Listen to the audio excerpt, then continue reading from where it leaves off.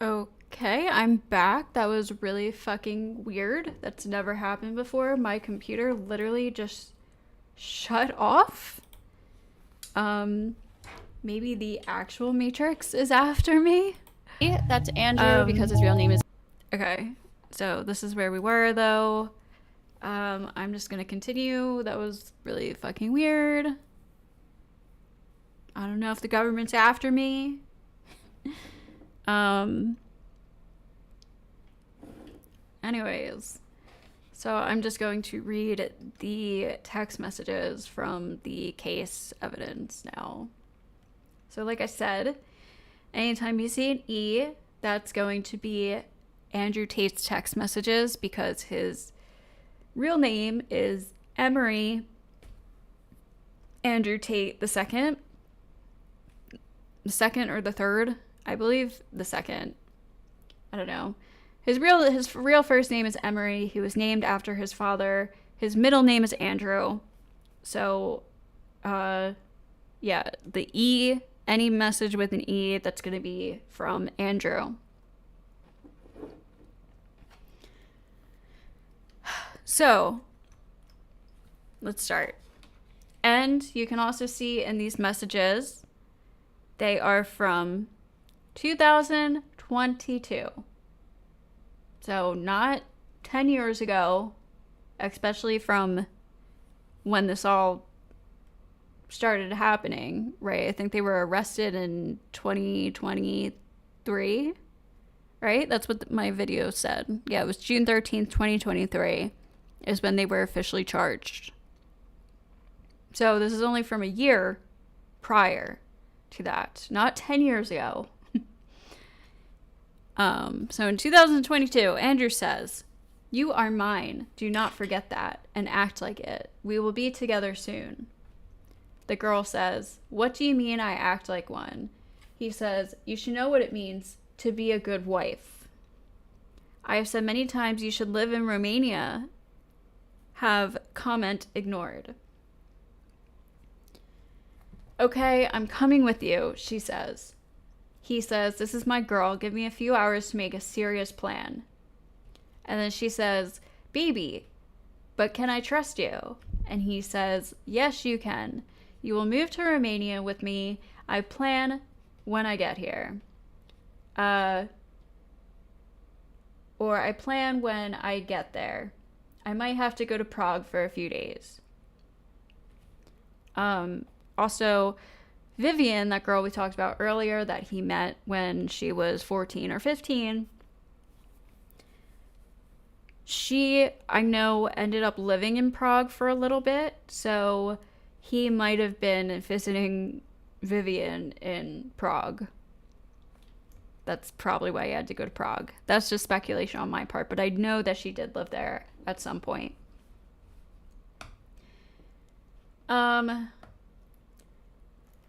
I might have to go to Prague for a few days and we'll meet in Romania. And I want to know that you are determined, serious about marriage. That's Andrew asking her if she's serious about marriage. And she says, "Yes, I'm serious." The document continues and says, "At some point, the injured person," which is basically like their translation for victim in the case, "the injured person saw several videos on the YouTube platform in which the defendant talks about what he does and from which his approach to women results, and asked the defendant questions about these aspects." So Andrew says this is about, I don't know, maybe this is either a day later or a month later. It's probably the next day, right? Because most countries do it day, month, year. So it's probably the next day. And he says, "You're not stupid, and you probably guess how I make so much money. I have to hide what I really do." And she says, "Webcam?"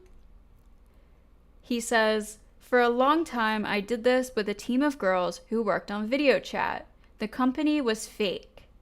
And then he says, "Yes, but that's how I wash my dirty money.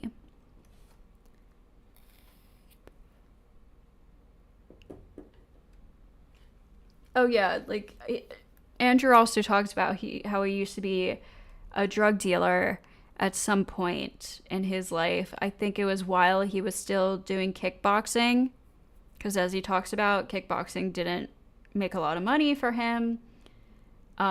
So he has talked about in the past how he was a drug dealer. I don't know if that's what had to do with his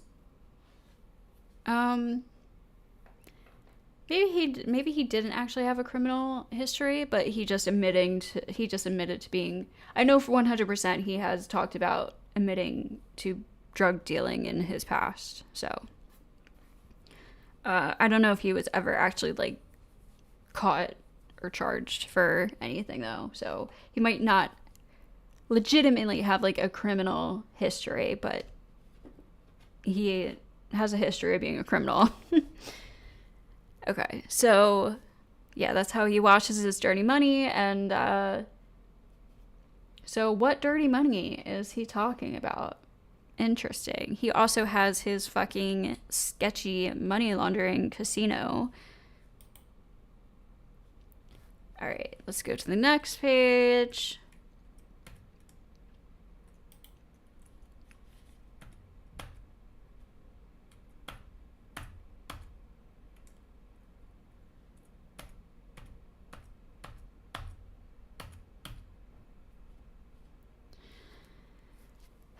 Okay, the injured person testified that when the defendant, Georgiana Nigel, I don't know how to pronounce her last name, it's Nigel.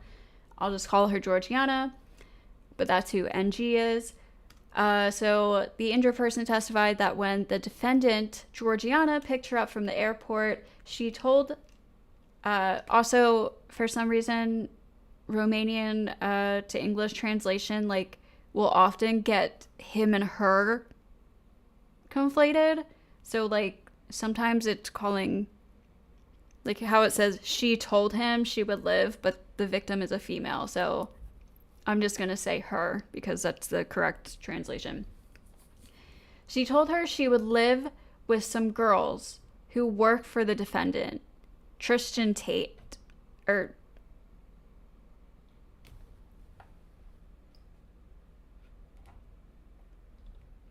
Now it says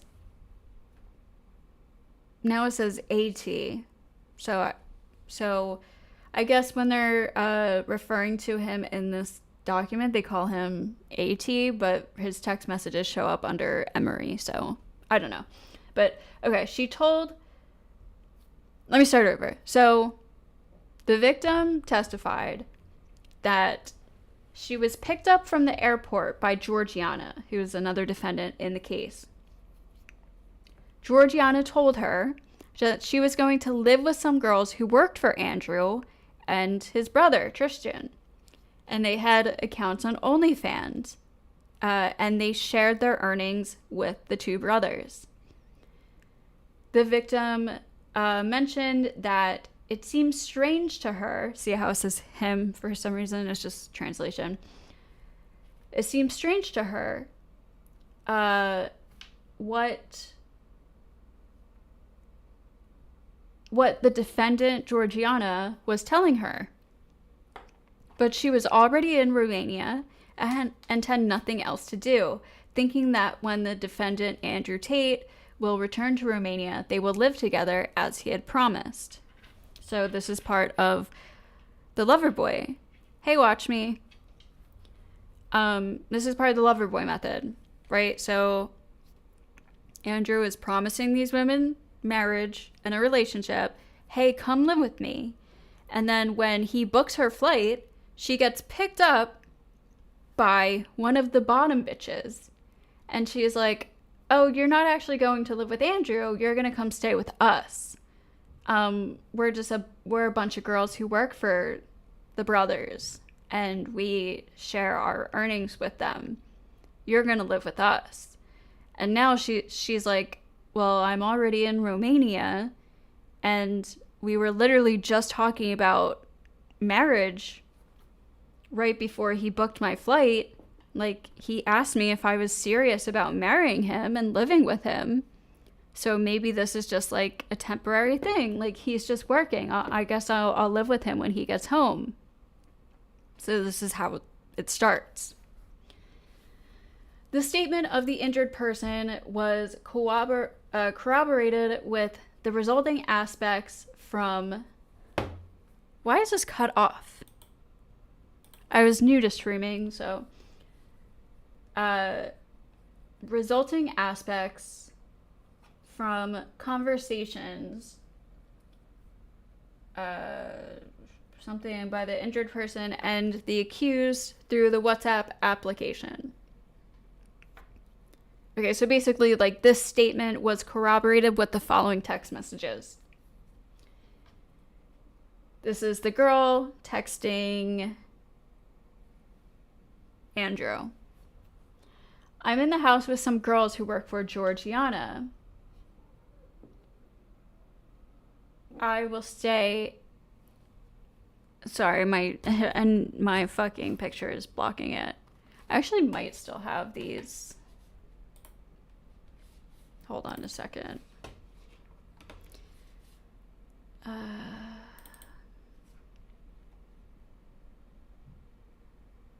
Court files. Oh, text evidence.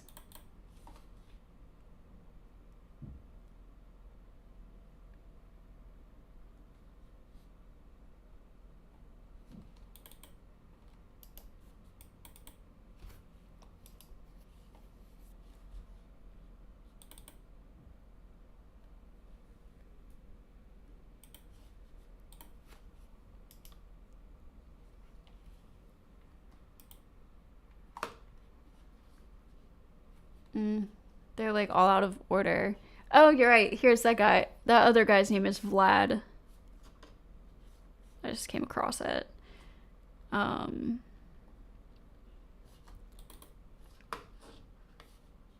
Marked. Whatever. I'll just there's just so many documents. I'll just try to read it.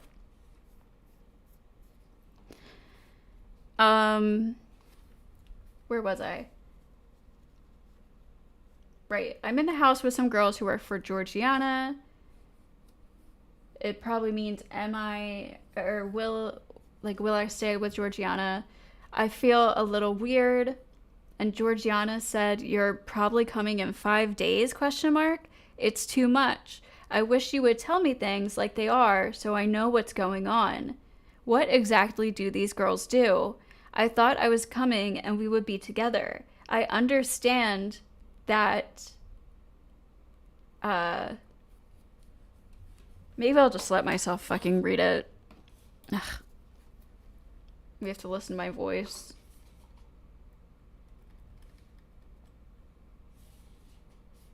Tate and his brother, who had accounts on OnlyFans and shared the earnings with the two of them.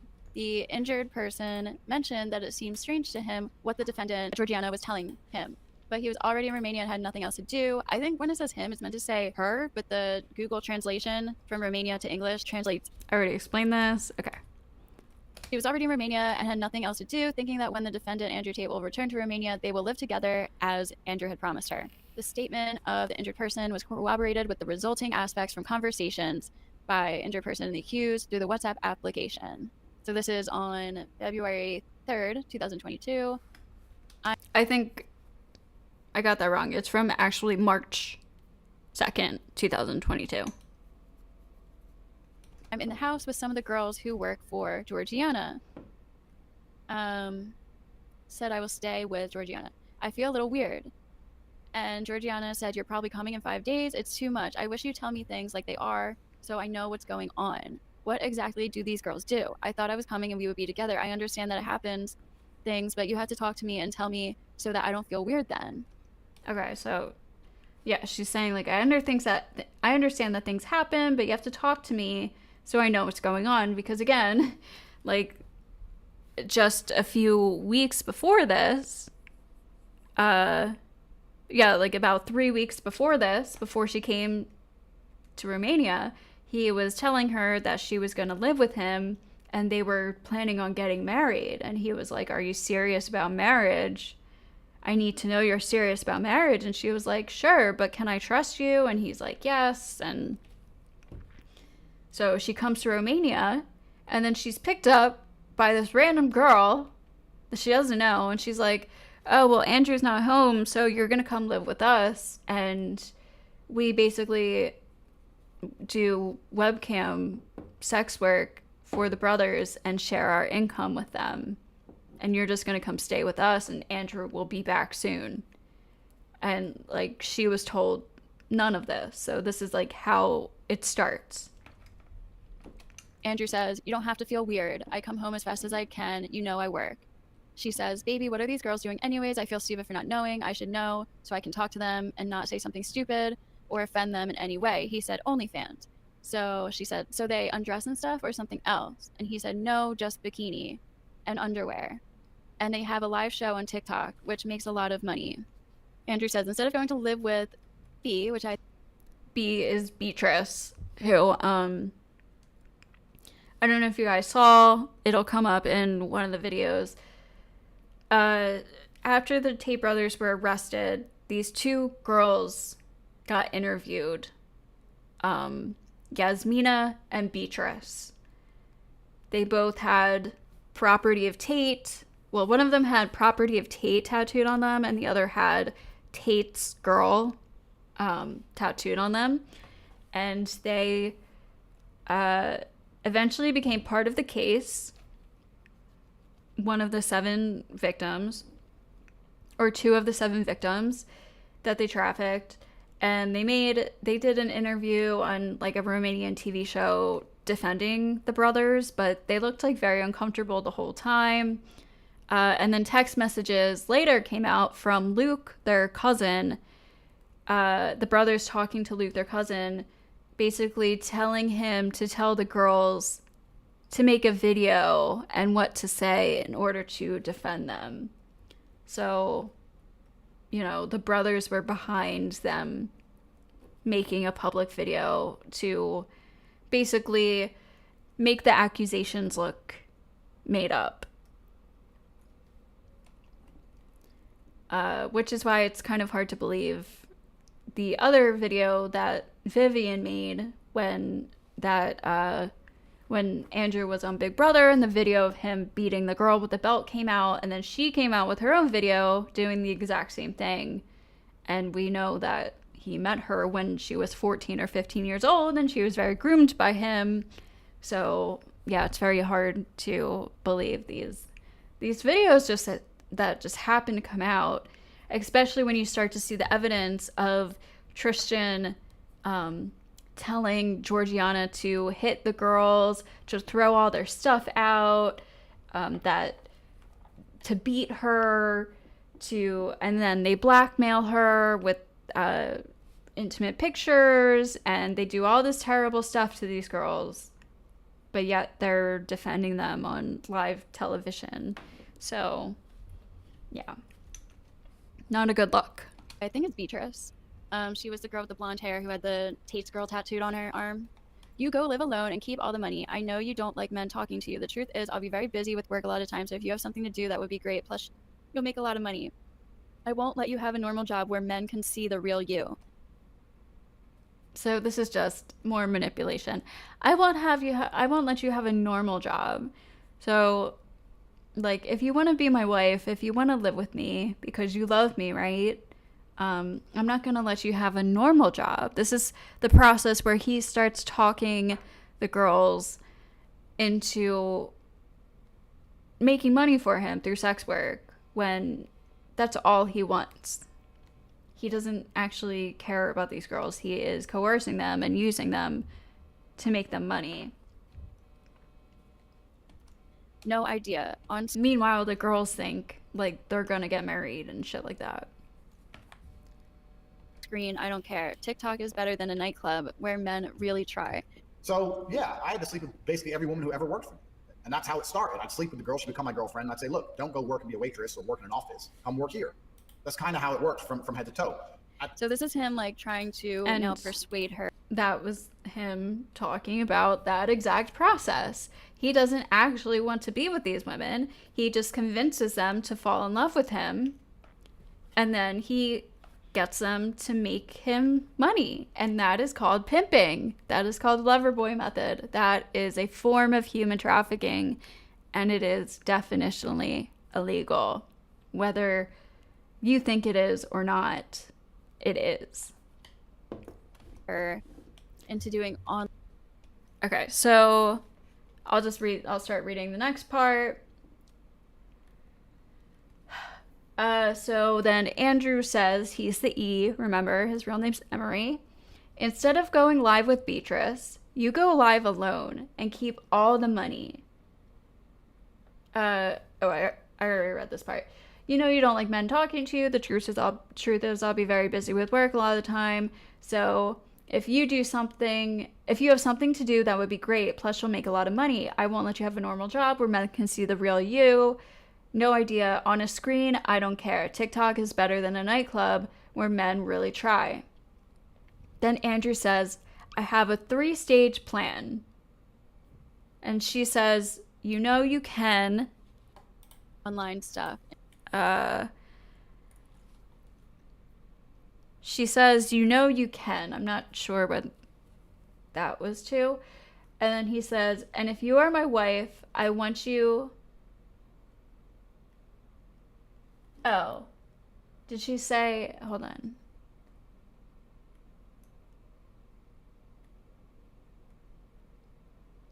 I don't know what she said, you know you can too. It might have been a weird translation again.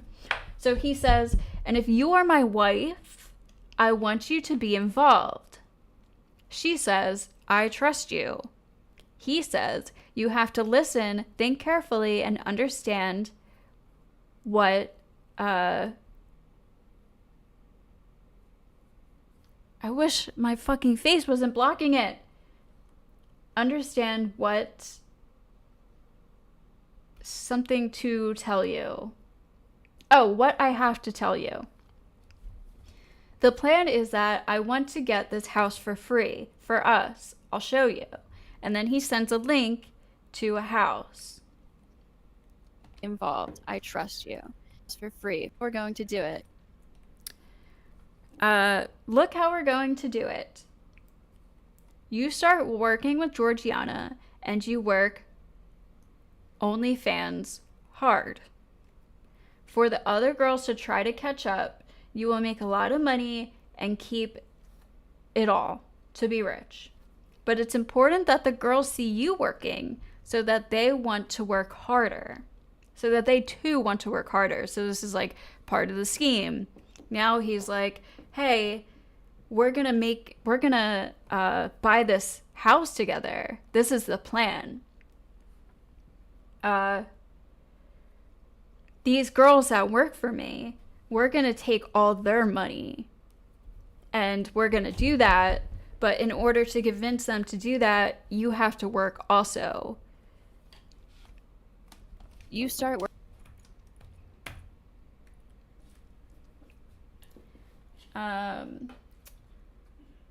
So you will make a lot of money and keep them all to be rich. But it's important that the girls see you working so that they want to work harder too. Both girls are obsessed with you. Georgiana just called me. I like you a lot, so we'll pull it together. We'll have a threesome and we'll make them love you as their girlfriend. We'll pull it as a team. So this is like him scheming with her, making her feel like she's the special one, and he's just using all the other girls, and they're just gonna keep all the other girls' money to buy their dream house together, when really he's just doing this to all of the girls. Part 3, I will tell you personally. And she says, and what does this have to do with the house? And he says, earn a lot of money and they will buy it through the company. Georgiana will buy it through the company from their salaries. Or maybe Georgiana's company. And then she says, so is the house for me or the girls? Like he meets them, then he's like, come to and look, does this have to do with the house? She says, money that are doing OnlyFans, but she has to do the OnlyFans too. Andrew, you start complaining girls to work. I'm trying to see what I say or what it says at the end. So it's a house for me and the girls. And then, sorry, one of the messages is covered up. But then Andrew says, but that means... Oh, hold on. I think I remember what it says. So it's a house for me or the girls. Right. And then Andrew says, it's for me. And then he says, but that means us because you are my wife. Harder. It's all just like a scheme. Okay, this is Andrew. You start complaining as if So then this is a different day. Let me see. So this was from March 14th. And now this is April 4th. So this is a couple weeks later. He said, Andrew says, you start complaining as if I don't have enough stress. Georgiana is super excited about you. You work hard. And she says, I stayed for almost 8 hours without a break. And then he says, you will be rich. So, again, just to recap, it started with them texting, of him begging her to move to Romania to live with him so that they can get married. And he's like, are you sure you're going to be serious about becoming my wife? And she's like, yes, I'm serious, but can I trust you? And he says, yes. He books her a flight to Romania. She's picked up at the airport by Georgiana, the bottom bitch, who's a part of one of the defendants in the case. And now, all of a sudden, she's living with these girls instead of living with Andrew like she was promised. She's confused. She didn't even know, like, what these girls do. And then she's told that they work for webcam and they share their income with the brothers. And now, Andrew's like, I have a plan to get us a house for free. But you have to start working on webcam and doing these TikTok sexy shows as well with the other girls to make them work harder, and then we're gonna take their money that they make, so you have to like convince them to work harder and pretend you're working with them so that we can buy our house and live together happily ever after. And now she's stuck with Georgiana, who's forcing her to work 8 hours without a break, and she's not living with Andrew at all, and he's just gaslighting her. Okay, so, the girl felt that she was being controlled. At one point, she told the defendant, Andrew, that she wanted to go to, I'll let myself read it since I can't see the full thing. I don't have enough stress. Georgiana is super excited about you. You work hard. You will be rich. The injured person stated she did not use the phone she had on her because she had the impression that she was being controlled. At one point, she told the... By controlled, I'm pretty sure the translation is supposed to be surveilled, but it translated to controlled. But apparently she felt she was being watched because there were cameras throughout the house. So she felt like she could not use her phone because she felt like she was being surveilled. The defendant, Andrew Tate, botanical garden with 2 girls from Ukraine, whom she previously indicated had been brought by the defendants, Georgiana, and lived in the house for about 5 days. The defendant, Andrew Tate, told her that they could only go accompanied by Georgiana or the named... Okay, so this girl basically asked if she could go to a botanical garden with 2 girls from Ukraine that she actually met from the house who had stayed there for 5 days. And then Andrew says, well, you're only allowed to go if Georgiana goes with you.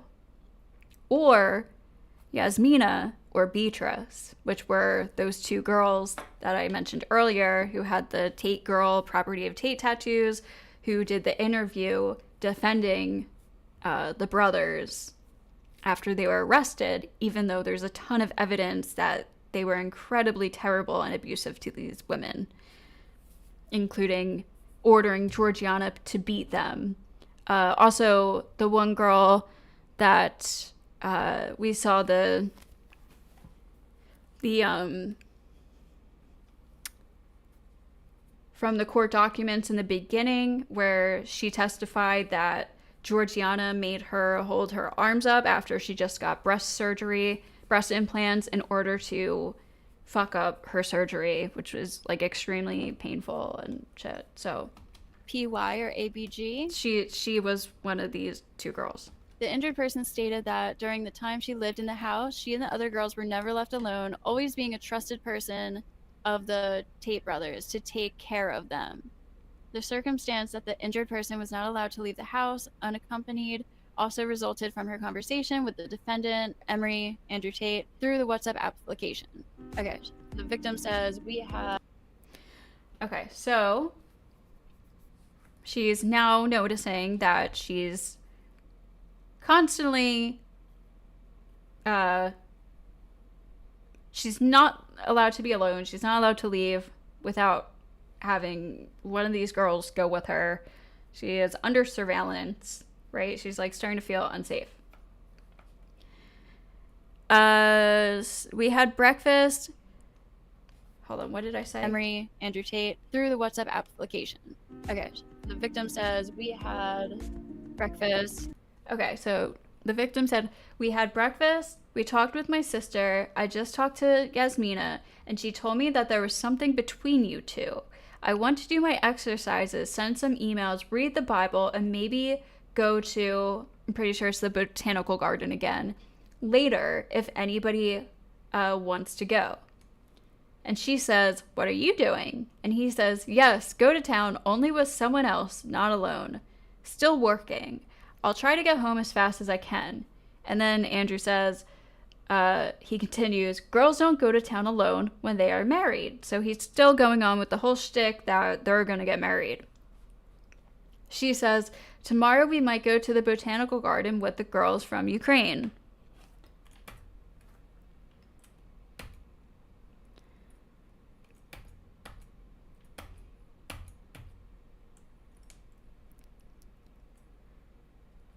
Ukraine. I'm not super. Okay, and then it jumps to this.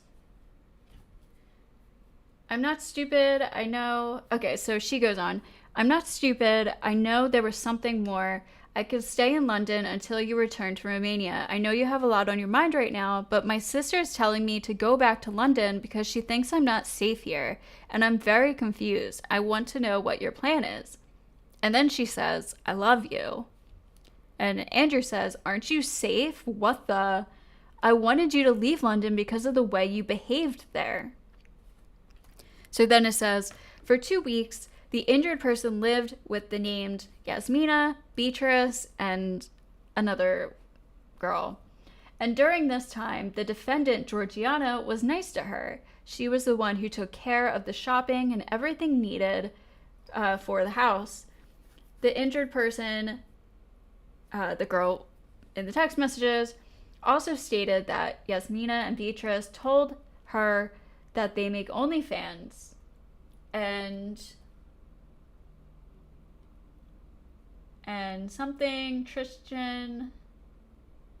Oh, and share with Tristan from the earnings they made. I'm assuming that's what this is. They gave the two. They gave to the two brothers, Andrew and Tristan Tate. Basically, they're saying that these two girls told her that they do OnlyFans and then share the earnings with the brothers. At the same time, the one in charge of collecting the sums of money obtained from the posting of various images and videos on OnlyFans website was the defendant, Georgiana. So Georgiana was in charge of collecting the money made from the videos, made from posting the images and videos on the OnlyFans website. And then she later gave the sums of money to Andrew and Tristan. And the one in charge of managing the accounts on the platforms, on the social media platforms, was the defendant, Luana R. I forgot her last name. She was the fourth defendant in the case, who used to work for the Romanian police department. The injured person stated that the defendant, Georgiana, proposed to her from the very first day to create a special account for her in order to obtain sums of money from the posting of live videos, with the card of the said Georgiana being attached to the TikTok account. So she wanted to make the girl from day one a TikTok account and attach Georgiana's card to it so that the money would all go to Georgiana. Beatrice proposed to the girl to go live together, or to go live together on TikTok, with the defendant, Andrew Tate, suggesting that he could do so because he could earn, or that she could do so because she could earn money. Therefore, she made a live video on TikTok with Beatrice, calling her, so she had like a fake stage name. The injured person also reported that she had not been given her own TikTok account, but was using another girl's with the name of A, called Coquillette, who had been in a relationship with Tristan, but who had already left. He received some kind of brand phone in which she received some kind of brand phone in which was the TikTok account attributed to her, and where she saw the posts videos by the girl who previously had the phone, in which she noticed that she had the tattooed inscription Talisman Tate and the infinity sign. And Talisman Tate, if you don't know, is like Tristan's nickname. I think it's even his name on Twitter still. He calls himself Talisman Tate. I don't know, that's like Tristan's thing. So to sum that up, basically, like from day one, Georgiana was like, hey, you should make a TikTok account.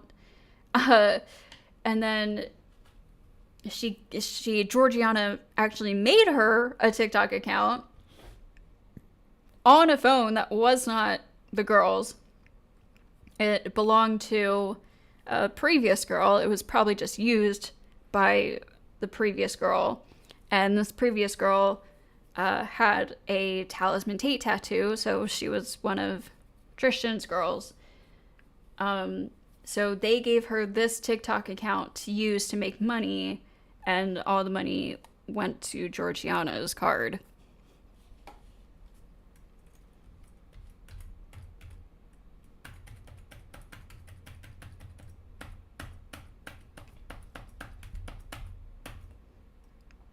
Okay.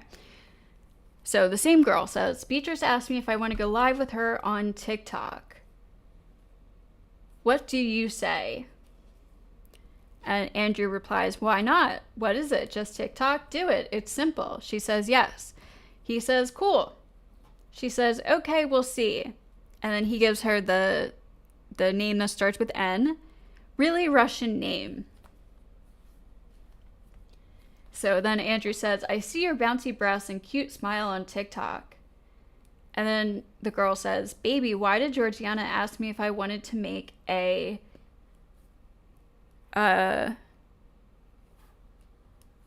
maybe it's OF account? Why did Georgiana if I wanted to make a fake TikTok account? Okay. Why did Georgiana ask me if I wanted to make a fake TikTok account? I don't want to work for her. And then Andrew said, I don't. But it probably means you don't. And then he said, what? I don't want to work for Oh, wait. Sorry, hold on. I'll just let myself read it. bouncy breasts and cute smile on TikTok. Baby, why did Georgiana if I wanted to make a fake TikTok account? I don't want to work for her. I don't. What? Yesterday, he came home and asked if I wanted. Okay, well, I missed it here too. Apparently it says, I don't understand. And then he says, so she says, I don't want to work for her. And then Andrew says, I don't understand. And then he says, what? For her. I don't. What? Yesterday. So then she says, yesterday, she came home and asked if I wanted to go live with Beatrice again. And I told her I could come in for support, not like I like that. Then she asked me if I still have a phone with me.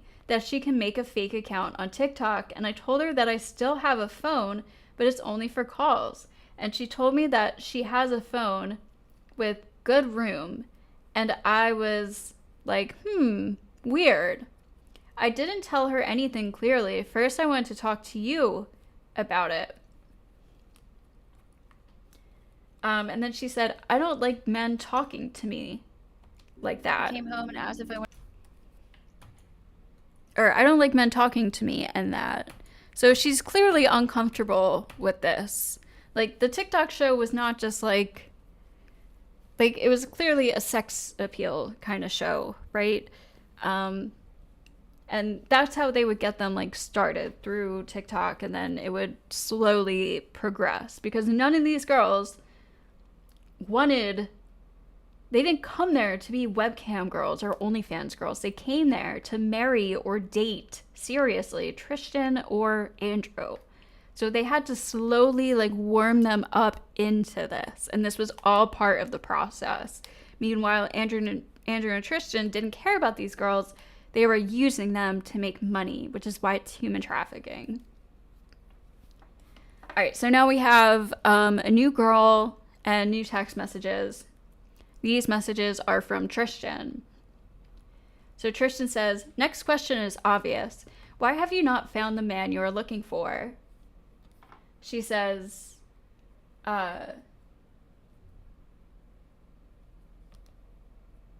she says, is it? Like, is that an obvious question? And she says, surely he's looking for you too. That means you would fit in Europe. If you like us, you realize you'll be coming to Europe quite often, right? And she says, yes, we'll see. He said, you are such a beautiful woman. And she says, oh, how nice, thank you. He said, you are very hot. And then she said, what did you like the most? And Tristan says, the way you look at me. And she says, well, you're a nice person to look at. And then he says, I love that part of me wants to do whatever you ask. Or that's what she says. Hold on, sorry. I was new to streaming and I fucking covered the messages. Look at. I love that part of me wants to do whatever you ask. Yeah, so she says, would you really do whatever I say? Said Tristan. So she says, I love that part of me wants to do whatever you ask. He says, would you really do whatever I say? And then he says, I love how submissive you are. The next victim reported that she met Tristan Tate in person at the end of December in 2021 when he was in Florida.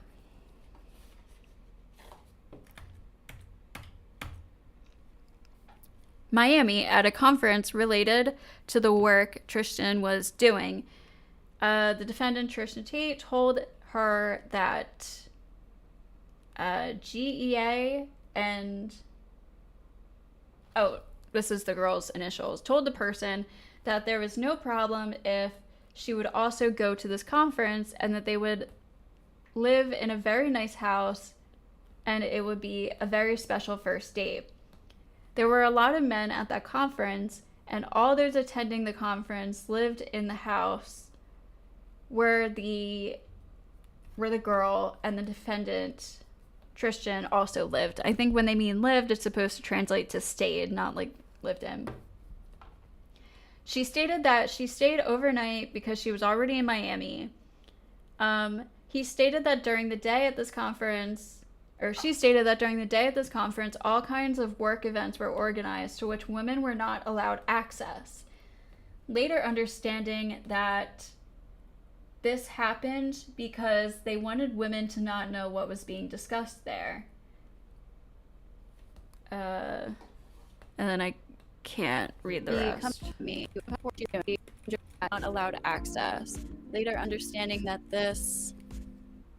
they wanted women not to know what was being discussed there. Okay, then this is back to the first. I guess I don't read the rest. Anyways.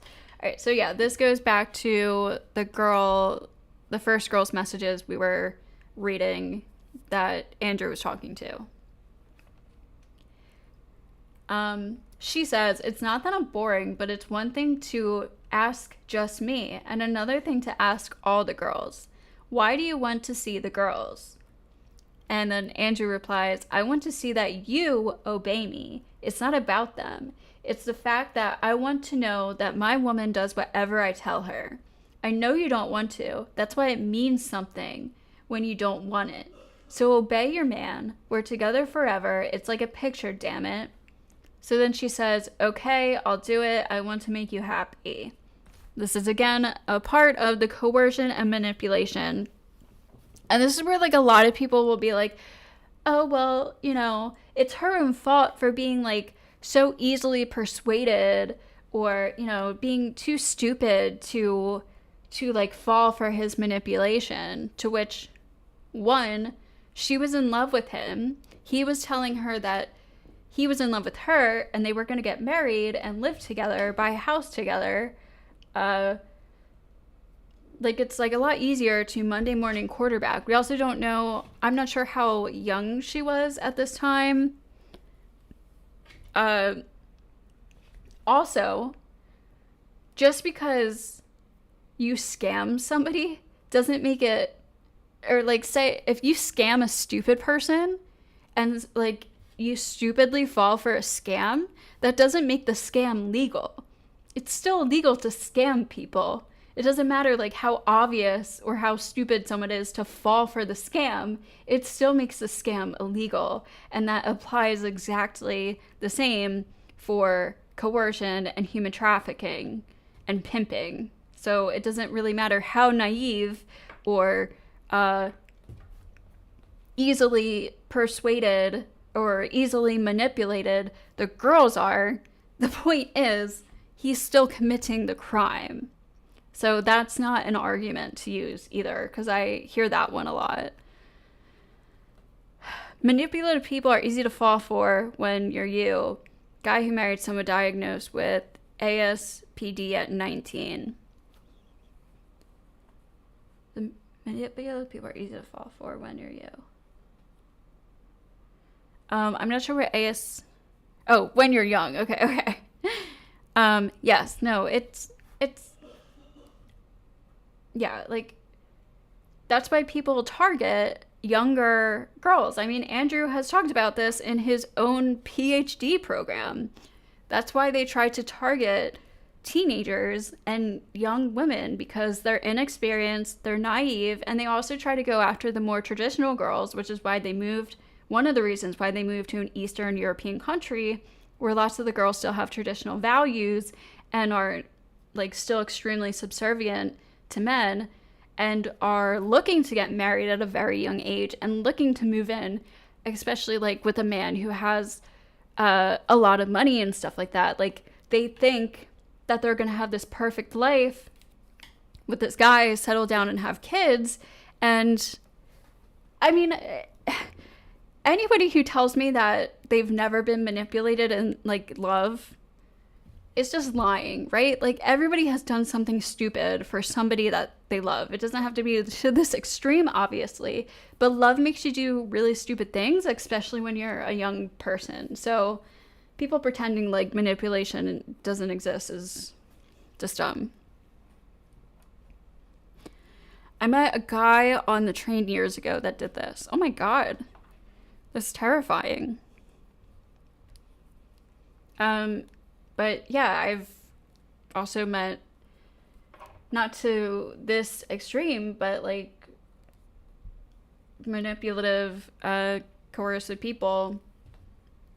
And then especially if there's like a large age gap, which we already know some of the girls were as young as 15 that Andrew and Tristan were getting to start working for them. So they were grooming these girls, you know, having them fall in love with them, having these girls give them all their money, because it's not about the money, right? Andrew even said, these girls were working for my love and for my affection. They did it for me. They didn't do it for the money. That's why he didn't want to hire girls who actually wanted to be webcam models, because those girls wouldn't do it for Andrew or Tristan. Those girls would do it because they want to make a living doing it. So that's why he trafficked girls, and particularly young girls, to do this, because they were the ones who were going to do it basically for free because they love the guys. So, I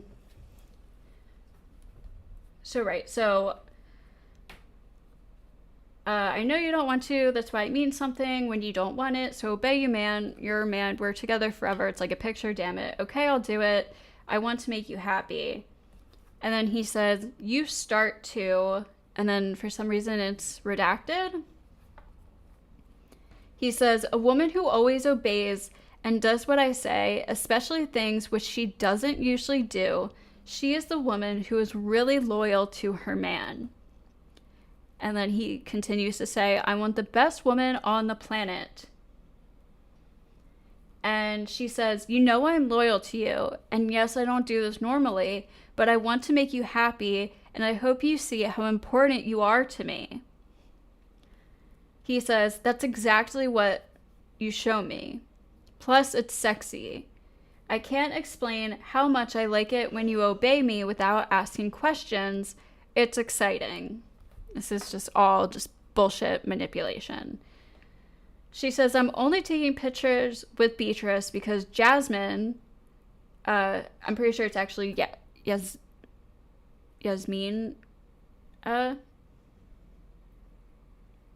because, yeah, I'm pretty sure Jasmine is Yasmina. Because Yasmin just woke up and was like, do we really have to do it now? It's going to take too long. He said the pictures are gorgeous. I'm proud of I'm proud of mine. I don't know what that last message is. Girl, that was me, and enough to wonder. It's especially. So this is like, yeah, it's super fucked up. These messages are awful. So then he says, you should try to obey me more often. Always listen. Did I miss something? Questions. Ugh. You should try to. Wait, where's the questions part? I like it when you obey me without asking questions. Oh, okay. Yeah, so you should try to obey me more often. Always listen. She says, I miss you too, baby. And then she says, cool. And then she says, what if I don't obey? And he says, you will obey because that's how you attract my attention. And I think it says, my attention and love, and punishment comes from love. She said, I miss you too, baby. He said, cool. And then she said, what if I don't obey? And he said, you will obey because that's how you attract my attention and love. And punishment comes from love. Yes, okay. Continued her activities following a very... I literally, like, remember a lot of these by heart. Okay. So, the victim continued her activities following a very strict schedule. She had to be... Again, I hate how I had it cut off. I'll just let my old self read it. Strict schedule. She had to be live for 12 hours on TikTok with a break only 5 minutes. So she had to be live for 12 hours with only a 5-minute break. And there are accounts from multiple girls that say this. We just heard from the other girl, because she had different initials. It was like AU and this girl's ASA. That she worked for 8 hours for Georgiana with no break. So this is a common theme. The defendants require Georgiana and Luana requiring her to work a minimum of 10,000 euros per month from TikTok and threatening her at the same time that they will beat her if she doesn't do her job. So, like I said, and we will see text messages, specifically from Tristan, telling Georgiana to beat the girls if they don't work, or if they try to leave, or if they disobey, etc. But there are messages from Tristan saying, beat her if you have to. And there's another one that says, it tells Georgiana to hit her. I forget the exact sentence, but I know hit her was in it. From the statement of And then he also like would do things like throw all of her clothes and all of her belongings out the window if she's threatening to leave, destroy all of her things. And then the tampering with computer evidence is again from Georgiana threatening, basically going onto one of the girls' Facebook to blackmail her with intimate pictures. So yeah, and then again, like I said, the one girl, Luana, worked for the Romanian police department at some point. So she actually quit to work to become a bottom bitch for Andrew and Tristan, but she would often like threaten the girls with her authority, basically. the injured person, it appears that she was afraid to give up so that the defendants, Georgiana and Luana, would not proceed as they did in the case of somebody else, respectively, hack her accounts and post indecent pictures or videos with her. So yeah, that's what I was basically just talking about. Okay, so using the same way of misleading by which he instills in the victims the illusion that they are his girlfriends and will ensure them a better life, the defendant, Andrew Tate, induced the said PI and ABG to carry out video chat activities for him and post on TikTok under the direction and supervision of Georgiana and Luana, who forced them to work harder and harder to post more and more videos on TikTok and to comply with their instructions regarding pictures and videos for OnlyFans. Moreover, the statement of the injured person UA, which was from the majority of text messages we just read with Andrew, a form of psychological coercion can also be observed by claiming some debts, the so-called fines that were applied to them. Oh, right. So they would, like, fine them for taking breaks and stuff. If the girls did not post on OnlyFans, so that, by claiming some debts, the so-called fines that were applied to them by the defendants, Tate, I'm pretty sure it's supposed to be Tate T and Tate A. If the girls did not post on OnlyFans, so that the named victim at one time, she owed them the sum of 4,000 euros. So like they would like fine them for taking bathroom breaks or fine them for misbehaving to the point where she owed 4,000 euros. Two other girls, both in statements given before the criminal prosecution, witnesses, as well as through the authenticated statements given before the notary. And freedoms, hold on. Being known in the case of the lover boy. Okay, they were talking about the lover boy method, recruitment method.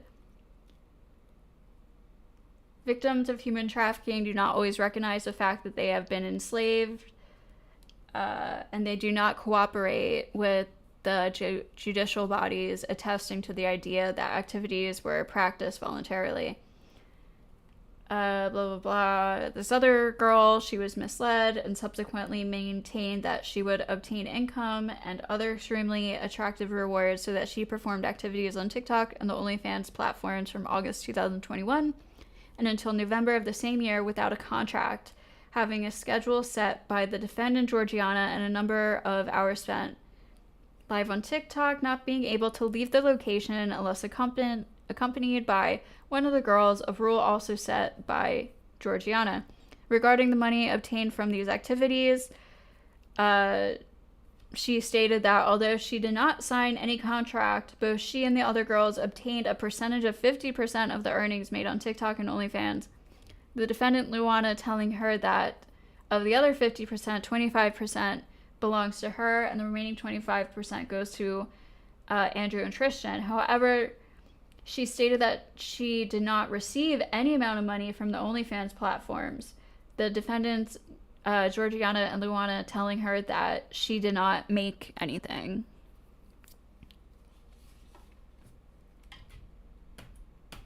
So she basically wasn't getting paid from OnlyFans, she claims. 4,000 euros. What I am lucky to have is, with the girls I live with, my main girl, my number one girl, is very well trained, and she very well understands, and she very much sees it as, it's me and my man using this girl. Not using, but fucking this girl. Like, she is our toy, not his toy. She is our toy. And for that reason, she's always more loyal to me than she is to female. I mean, both the women snitch on each other and come to me and tell me they both snitch to me and all this shit. But have you ever read 48 Laws of the Game? Have you ever read that book? No. You should read it. It's by Pimping Ken, and he was a street pimp. And he makes a very good point. One of the laws of the game is have a solid bottom bitch. And he's saying the key is, if you have one girl who truly is out, who understands you and is on your side, and you can use her to control other girls, it's so much easier. And so when people say, like, oh, he was just joking calling himself a pimp, he's not joking. He's literally reading books from street pimps. All of these methods and tactics are straight out of pimping, which is a form of human trafficking. So, like, yeah, it's just, people are ignorant and they don't know the actual laws of human trafficking. Kind of lucky I have that with my I say my main girl. I have 2 or 3 main girls. I can move any new girl into any of my main girls, and my main girl will be like, look, if you talk to another guy, he's gonna kick you out. If you talk to him bad, he's gonna kick you out. If you look at him wrong, he's gonna kick you out. Like, they put the fear in her for me. Now, he's saying kick you out. What were the threats that they were actually making? If you do this, I'm gonna hurt you. Because we do have text messages of Georgiana physically threatening the girls. If you do this, I'm gonna blackmail you. I'm gonna send these pictures. If you do this, I'm gonna fine you. I'm gonna take your earnings from you. Which they were already doing. So, yeah, this is Andrew admitting to using his bottom bitches to threaten the girls for him. So he doesn't look like the bad guy. Georgiana looks like the bad guy. So then, like, the girls don't see Andrew and Tristan as evil. They're still, like, in love with him. They think that Georgiana is this bad one. Like, they're on my side. Do you know what I mean? So it makes it a lot easier from that perspective. And then my main girl will come to me and say, look, I got her, she's doing everything I say.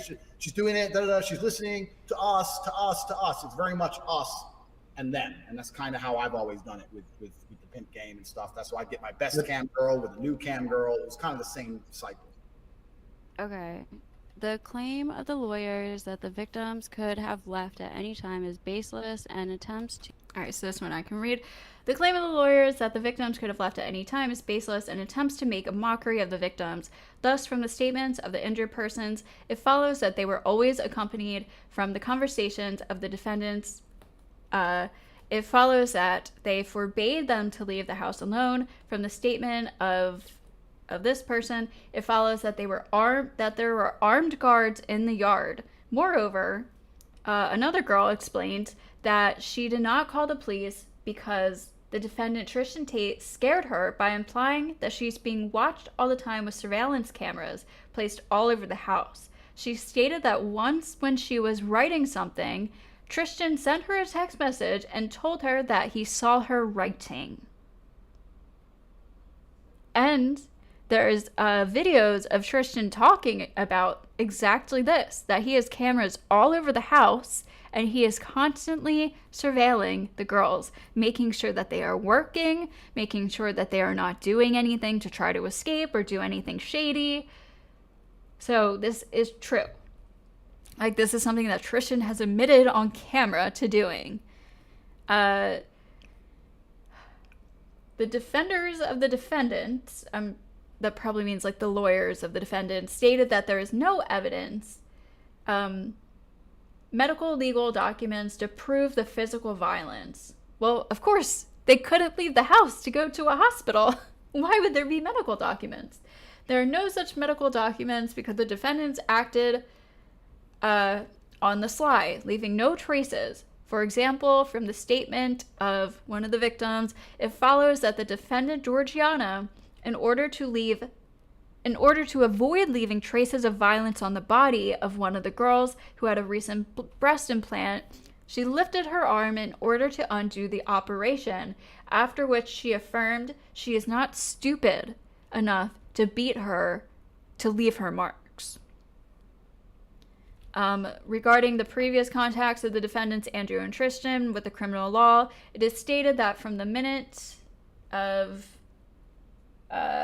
July 20th, 2022, drawn up by the police bodies, it follows that the authorities in Great Britain communicated through the Center for International Police Cooperation that the defendant Andrew Tate is charged with 2 crimes against the person and 2 crimes of a sexual nature, and the defendant Tristan Tate is charged with crimes, and it goes on. To make a mockery of the victims, it goes I think, yeah. So that's all for this video. This next video is shorter, and it's less reading.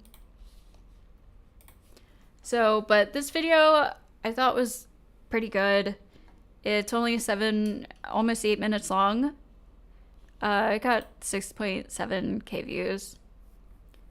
But I broke down the law of human trafficking, like what is actually written and what makes up the crime of human trafficking, and then I put the clips of the Tates like with the definition. So we'll watch this for anybody who still doesn't believe me what human trafficking is.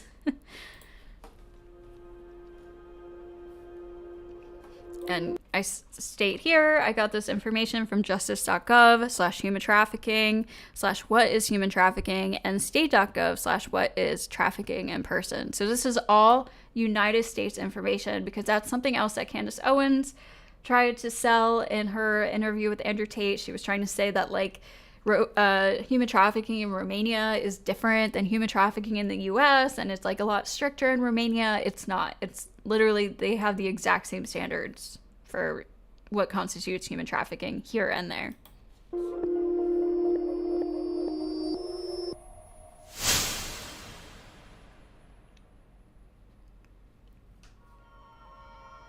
So, all right, so what is human trafficking? Human trafficking, also known as trafficking in persons, is a crime that involves compelling or coercing a person to provide labor or services, or to engage in commercial sex acts. The coercion can be subtle or overt, physical or psychological. And it talks about how exploitation of a minor is sex trafficking, like whether any force, fraud, or coercion was used. But yeah, so coercion is like a huge word that Andrew tries to hang up on. Like, he's like, really, what is coercion? Like, he tries to play stupid. He's like, what is coercion? We all know what coercion means, and we all just saw it from those text messages and from his descriptions of what he did to get women to work for him and give him all their money.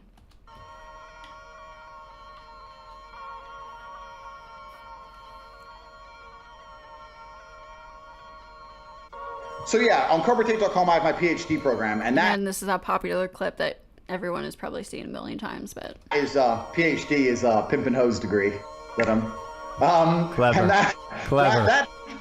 that teaches basically how I got girls, how I met girls, how I got girls to like me, how I got girls to fall in love with me to work on webcam for me. Because that's what I did. That was my MO, was find girls, make them love me, and make them work for me. And that's how I got rich.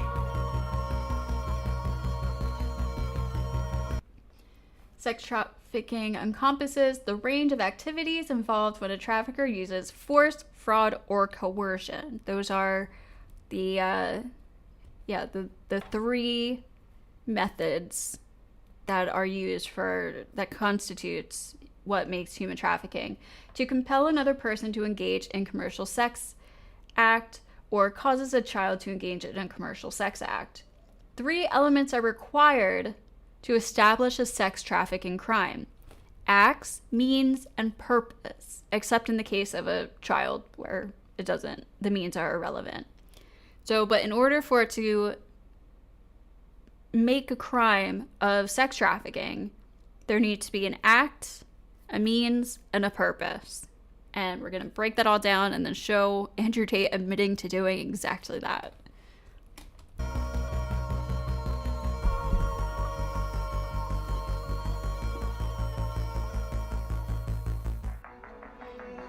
And you're always working. Why don't you work for me so we spend more time together? Work for you doing what? So I'll have a webcam business. Oh, I don't want to do that. So, okay, I know you don't want to do that, but listen. Come and let's have a meeting. Let's just talk about it. If you don't want to do it, don't do it. Fine. But let me explain it to you properly. In fact, I'll bring one of the girls who works for me. You, the bottom bitch, the new girl, go out for fucking nice dinner. The bottom bitch is the one who does the selling. You don't do the selling. The girl has to hear from the girl. This is where your bottom bitch has to be trained. That's why I said it's so important to have a good first girl. Okay, so the acts element of sex trafficking is met when a trafficker recruits, harbors, transports, provides, obtains, patronizes, or solicits another person to engage in commercial sex. And Andrew literally calls it his recruitment system. And he straight up says, you know, you don't talk about like webcam on the first date. Which is why, like, the girl didn't know about the whole webcamming thing basically until she got to Romania, and she didn't know she was going there to do that. She never wanted to do that. He coerced her and said, you should do this to prove to me that you're going to obey me as a woman and that you truly love me and are loyal to me, because it means something really extra special that you don't want to do it. Because if you don't want to do it and you still do it, that means you're proving your loyalty to me. That's what Andrew said to her. So this is his recruitment system, and that would include the act part of the sex trafficking crime. Also transporting, because he's flying them from a bunch of different countries to Romania.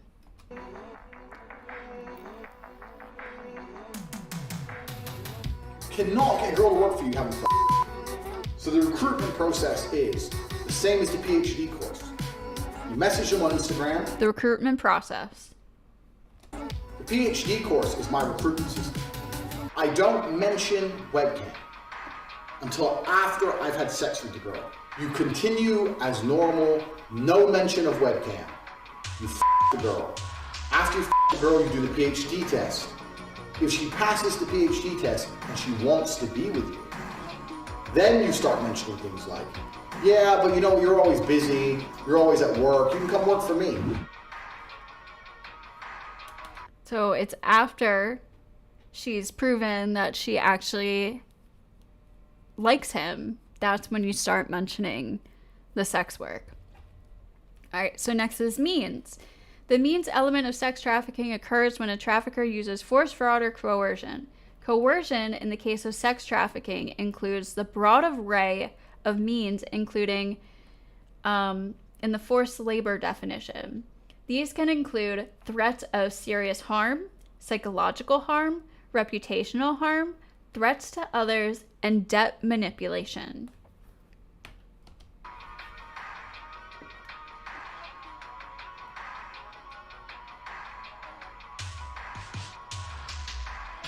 If you have one girl who truly is on your side and you can use her to control other girls, it's so much easier. I can move any new girl into any of my main girls, and my main girl will be like, look, if you talk to another guy, he's gonna kick you out. If you talk to him bad, he's gonna kick you out. You look at him wrong, he's gonna kick you out. Like they put the fear in her for me. Like they're on my side. And again, when we saw from text messages, or we see in text messages that they aren't just threatening them, you'll get kicked out if you do this. They're fining them, and they're threatening to blackmail them. They're threatening them physically through the girls. So, yeah. And in the early years, Andrew himself, at least that's the only video I saw, is threatening a girl physically with a belt, and she shows her bruises on camera from disobeying. So, do you know what I mean? So it makes it a lot easier from that perspective. And then my main girl will come to me and say, look, she's doing everything I say. She's doing it. She's listening to us, to us, to us. It's very much us and them. And that's Here, I'll just show you right now, actually.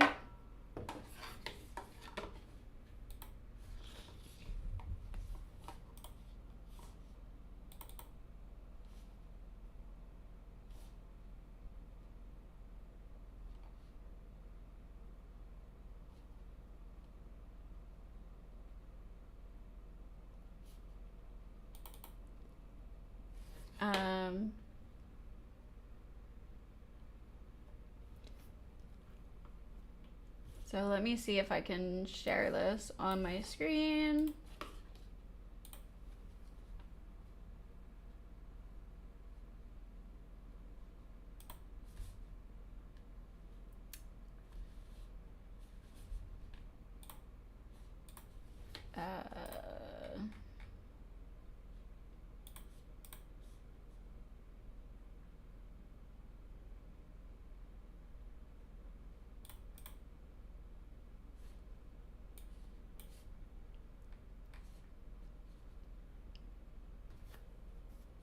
Let me find it.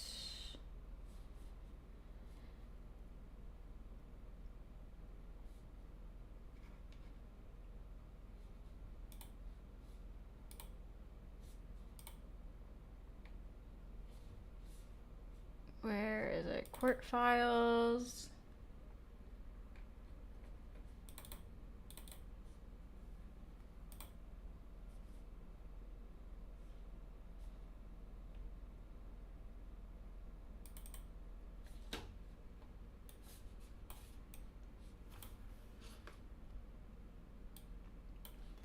Okay, so the injured person stated that at the end of October 2021, considering the fact that the relationship with the defendant Georgiana had deteriorated due to the fact that she was not free,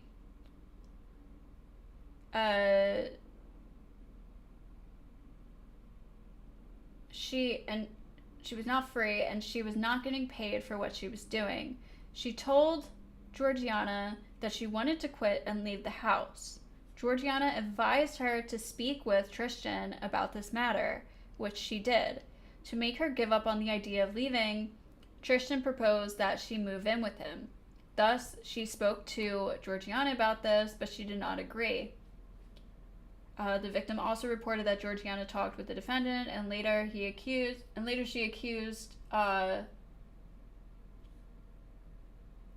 reported to Georgiana talked with Tristan, and later she accused her of being a prostitute and that she could leave. They respectively, Tristan and Georgiana, when they saw that she really wanted to leave, demanded various sums of money from her. So this is debt. This was part of debt manipulation, representing the expenses they had with her.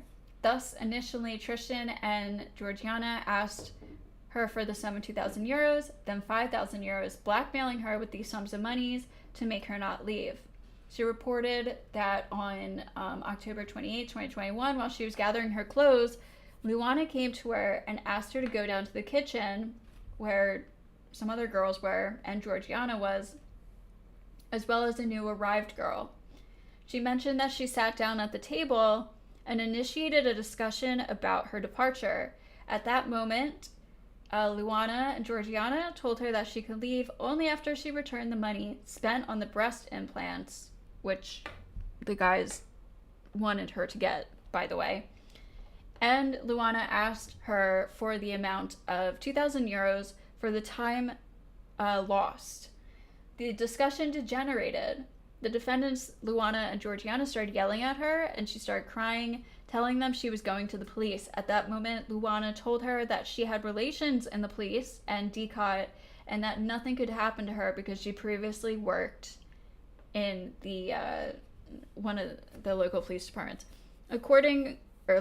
It's some division or something.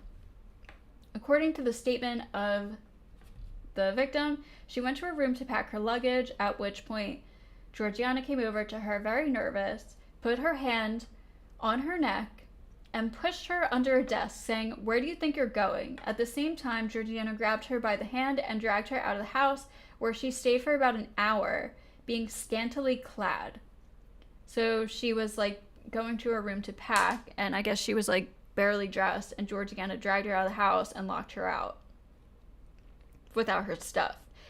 At one point, another girl came to her crying and brought her some clothes and her personal phone, telling her that she felt sorry for her. All these scenes were witnessed by the other girls in the house. Considering the situation she was in, the victim stated that she called a friend named Victor, to whom she told what happened to her and asked for his help.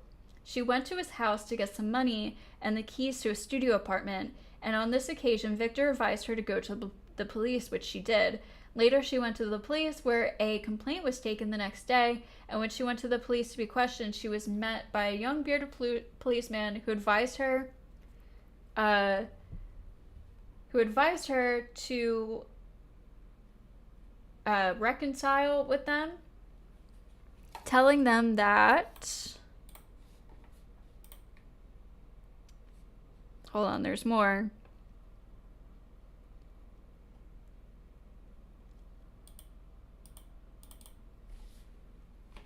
Telling them that he knows Luana, as they were colleagues, and that he will call the police headquarters.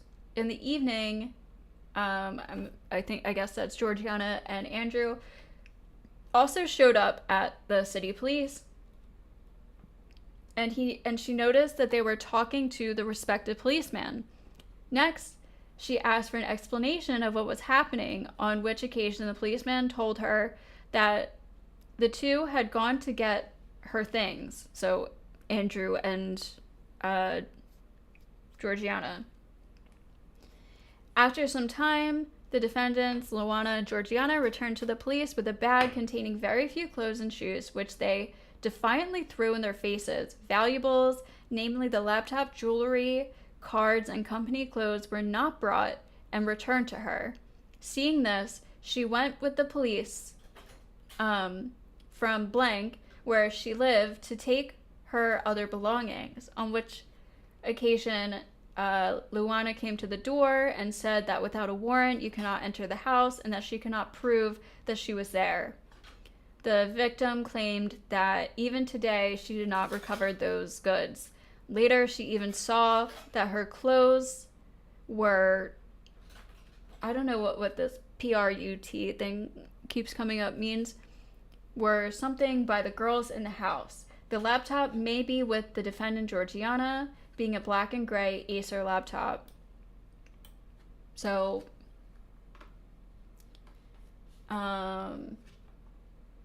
there's more of this. Several discussions. One of them admitted to her that... Okay, so yeah, this is important too.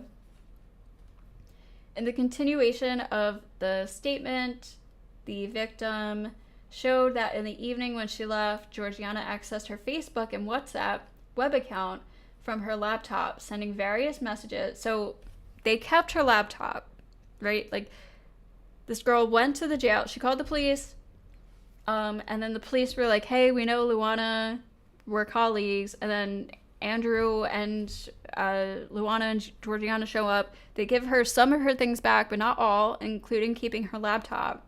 So now they're going onto her laptop.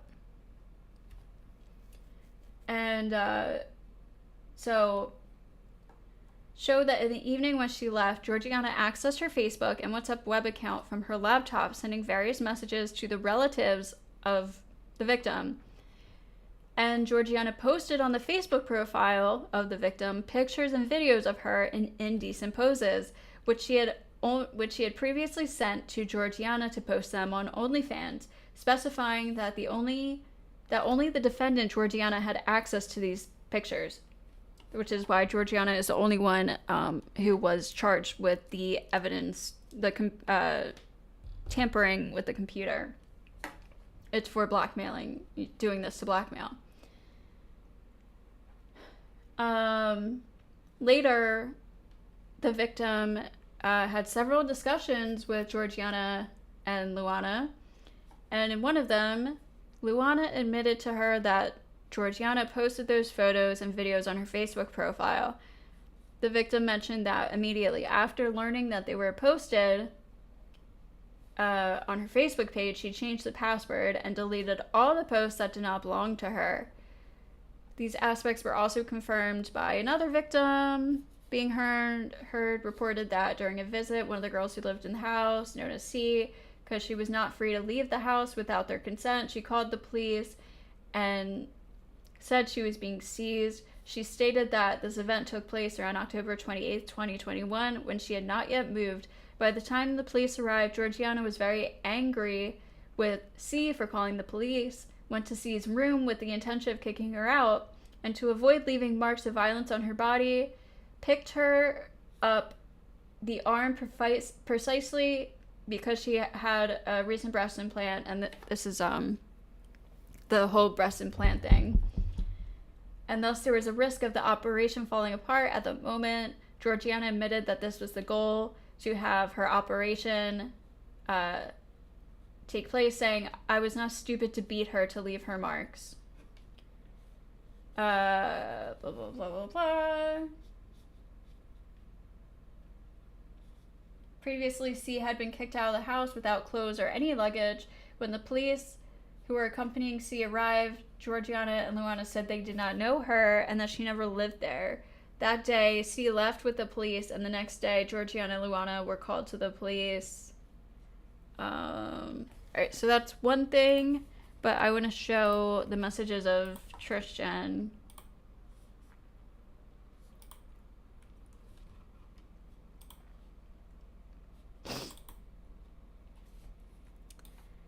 Okay, so Georgiana, let us know what the plan is and what you guys talked about. Luana said, "We see the bright side of bitches." Tristan said to her about, talk to her about, "You just follow my instructions." Kay just wrote to me that she won't work for us 1 second ago, said Luana. Georgiana, T question mark? Like Tristan? Tristan said, "Yes, I'm kicking her out. There's no rational solution with bitches. Kick them out hard. And if they come back, they come back." Georgiana, "I want my money back or I'll cut her tits off." Tristan, "Kick her out, take her things, and take them to your house." Luana, "Yes, I don't want to leave." Tristan, "Keep all of her stuff for now. Her breasts cost me 1,500 euros. Work them cheap for me." Luana, without talking to her. Tristan, "We can do that with her account." Luana, "Owes us 4,000 euros. Tristan, "Pay attention. I know how we should work this out at least. The move now is as follows." Georgiana says, "Okay." Tristan says, "Both of you go. Get her out of the house. Hit her if you have to. I don't care. Don't let her take her things." Luana says, "Thanks." "Okay." Then Tristan says, "When you kick her out, keep her stuff in Georgiana's car so Yasmina can't give it to her if she comes back later. Throw her out of the house with nothing. Georgiana, you've seen me do this 10 times. Go and do it now, both of you." Georgiana, "We're on it." Tristan, "Are you on your way?" Luana, "Now I'm getting ready." And then Georgiana says, "Dap." So that's one of the messages of Tristan telling the women to hit the girls that are trying to leave or whatever.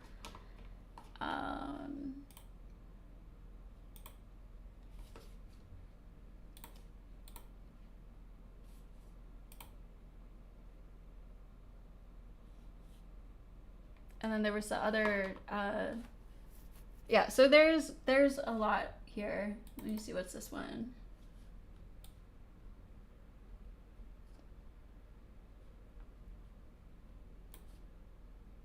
Okay, this is the same thing. There's no rational solution. Kick her out.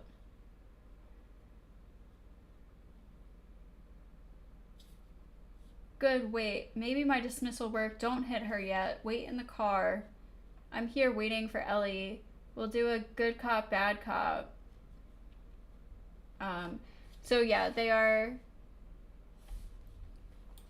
also like, so they're using debt manipulation, right? They're threatening them, saying you owe us money, when really they really owe the girls money because they've been taking their money. And then they're using the girls to use physical violence against the girls.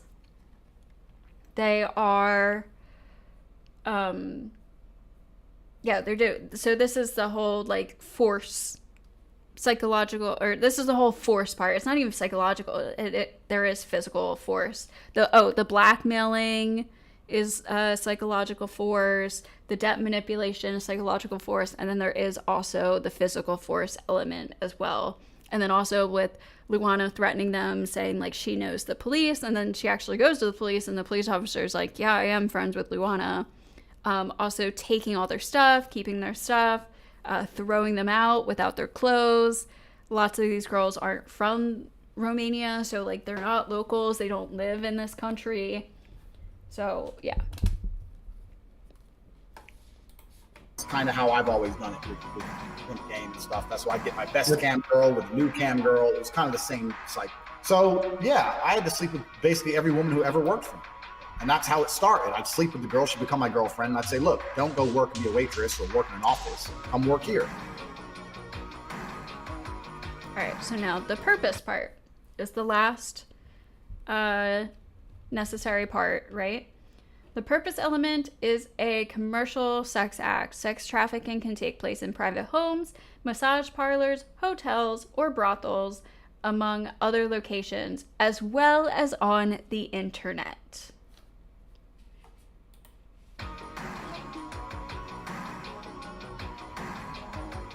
Very much like, I'm doing this, you're doing this. I don't want to. Okay, bye.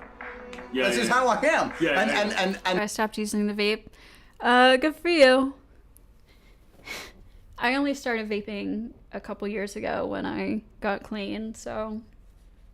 That's one, because I had the ability to find replacements, and two, because of the industry I was in. I wanted girls. Okay, so. I don't want to. Okay, bye.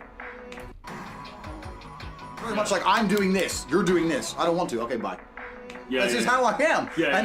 And that's one, because I had the ability to find replacements, and two, because of the industry I was in. I wanted girls to do something they'd never done before, which is get naked on camera to pay me money. So again, he was purposely going for girls who didn't want to be webcam models, who had never been webcam models or OnlyFans models. He was purposely going for these women because he didn't want to have women who wanted to make money doing it. He only wanted women who were doing it because they loved him and they were doing it to, like, you know, because they were coerced into it, or they were, like, trying to prove their love to him and shit like that. Always approached it from a completely different way. Like, I wasn't interested. I'd have sex with women to get their money. I didn't want to have sex with them. I was trying to get the money. People didn't understand. They were like, "Oh, how do you fuck girls?" I was like, "That's easy. I don't even really want to fuck the girl. I want to know, like, she better love me afterwards. I need to get paid. I got rent." Like, how do I use these women to make money? Jesus. That's right. It's literally sex trafficking. Great business model. No wonder you make money. Okay, so the key principles: vulnerabilities, consent, movement, and debt bondage.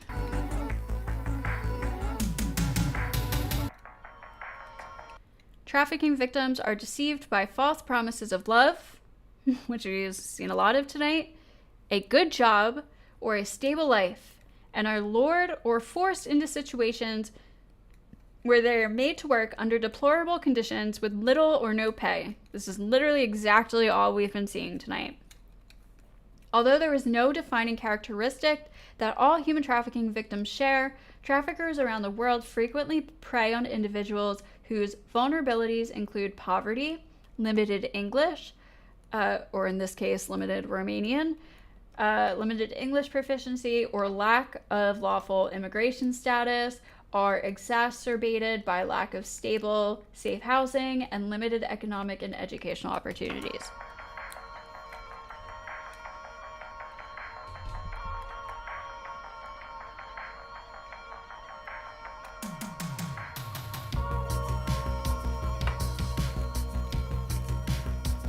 There's no such thing as having girls who work for you when you've not fucked. It's impossible. You have to fuck them and they have to love you. So you don't want a girl who's in it for money. You want a girl who's in it to be with you. Selling a dream, career progression, all the shit they do in normal jobs to keep the fucking person slaving away. Eventually you're gonna be here. We're gonna own this. You're gonna make this much, blah, blah, blah. But the only way we can do that is if we go have all these threesomes with all these girls, because these girls have to work for us and they're not gonna work if they don't love you, because they're gonna run off. So the only way like literally what they just talked about, like promise of love, promise of a good life, promise of a good stable life, promise of a good job. Me and you as a team are going to be rich people is if we go get a bunch of girls to suck my dick together. Do you agree? And if you do that right, she'll sit there and go, okay, let's do it. Okay, key principle is consent. Human trafficking can take place even if the victim initially consented. All right, should I say that again for the people in the back? Human trafficking can take place even if the victim initially consented to providing labor, services, or commercial sex acts.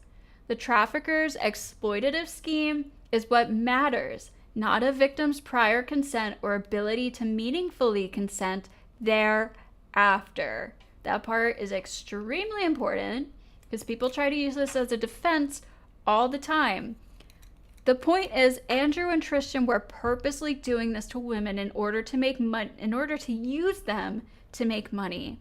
It was indeed a scheme.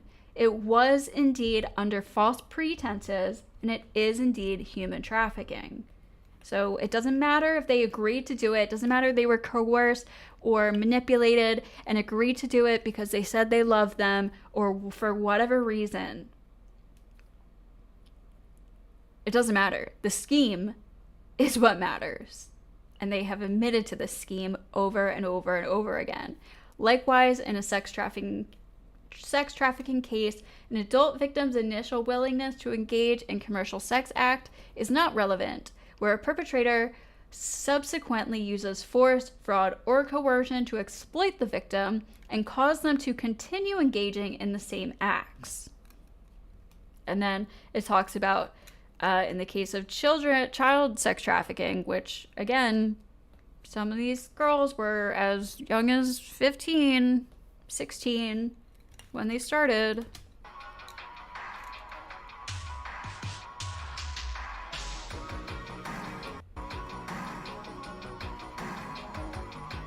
But like I said, I fell into this whole space. I never really was a pickup artist. I mean, I was all about trying to get paid. Like my whole, I used sex as a tool to make women love me so they'd obey me and live in my house and make me money. That's what I wanted.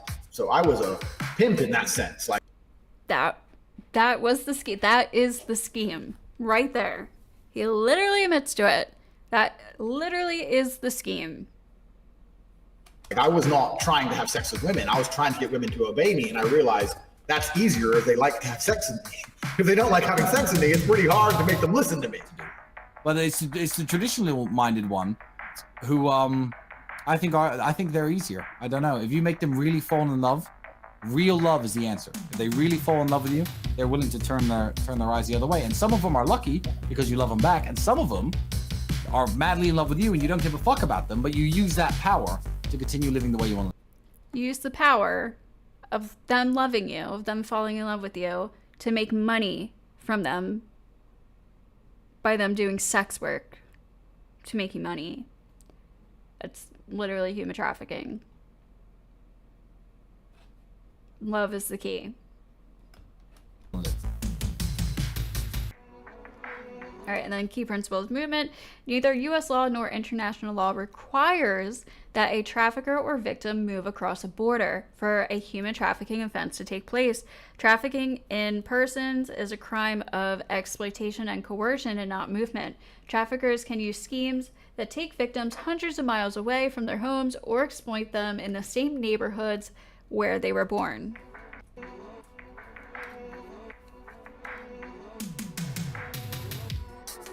Yeah, I basically explained how I got girls and how I got them to work for me. Okay. So it's not just about picking up girls, it's about like converting them into really loving you enough to moving in with you and working for you and giving you all the money.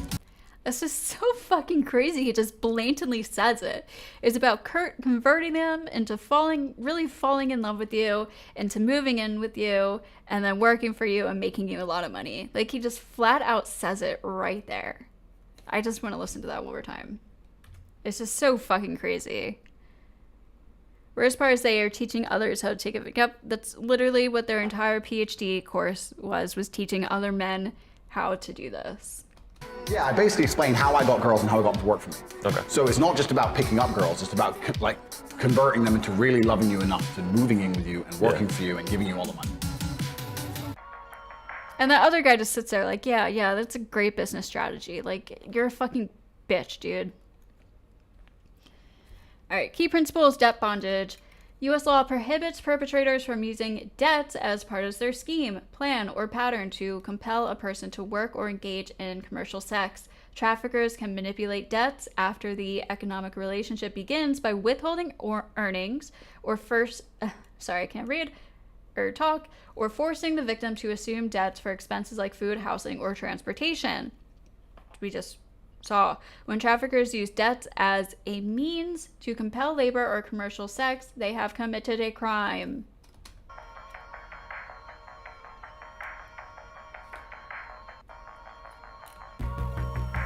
I've had a few people come at me and go, why do I need your help to get a girlfriend? I don't need your help to get a girlfriend. And it's not about that. The PhD course is about how I ran my webcam studio, right? So yeah.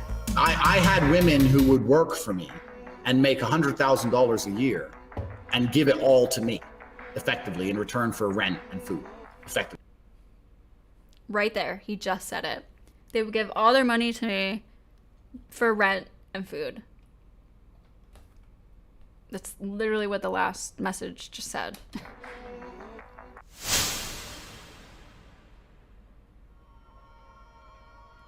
Okay, these are Trafficking Victims Protection Act of 2000.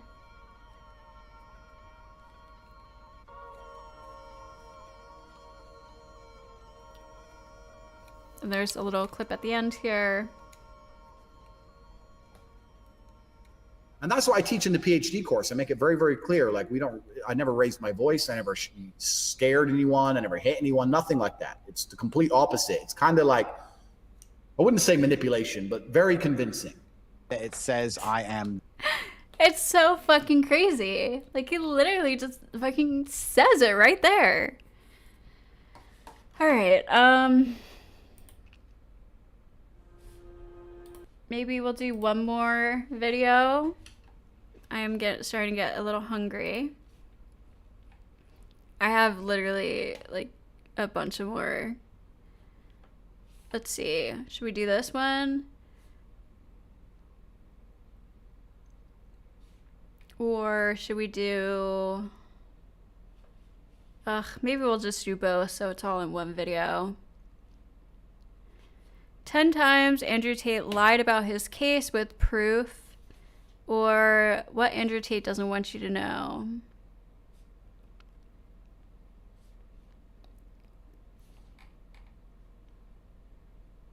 Let's start with this one. You are my wife. All right, and there's probably some of the messages that we already saw, so let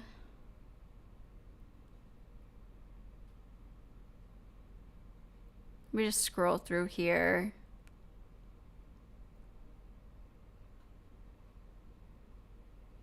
Let's do the other one. All right, the truth hurts. 10 times Andrew Tate lied about his case. I'm using.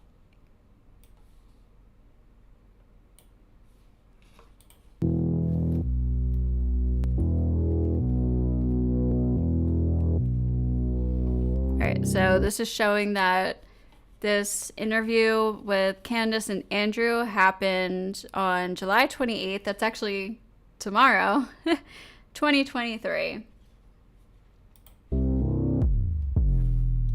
The day after my birthday, which is today. Happy birthday, me. People died of COVID when they died of other things. And it's basically just a common cold. Well, now with COVID, people... So, and then this is showing that in these interviews where he's talking about still running his webcam business and being a pimp, it's after COVID.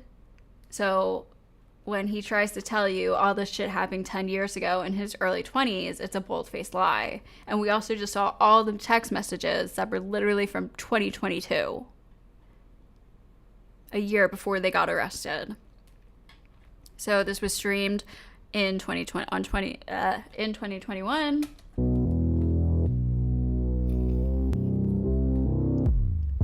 2019, 2021.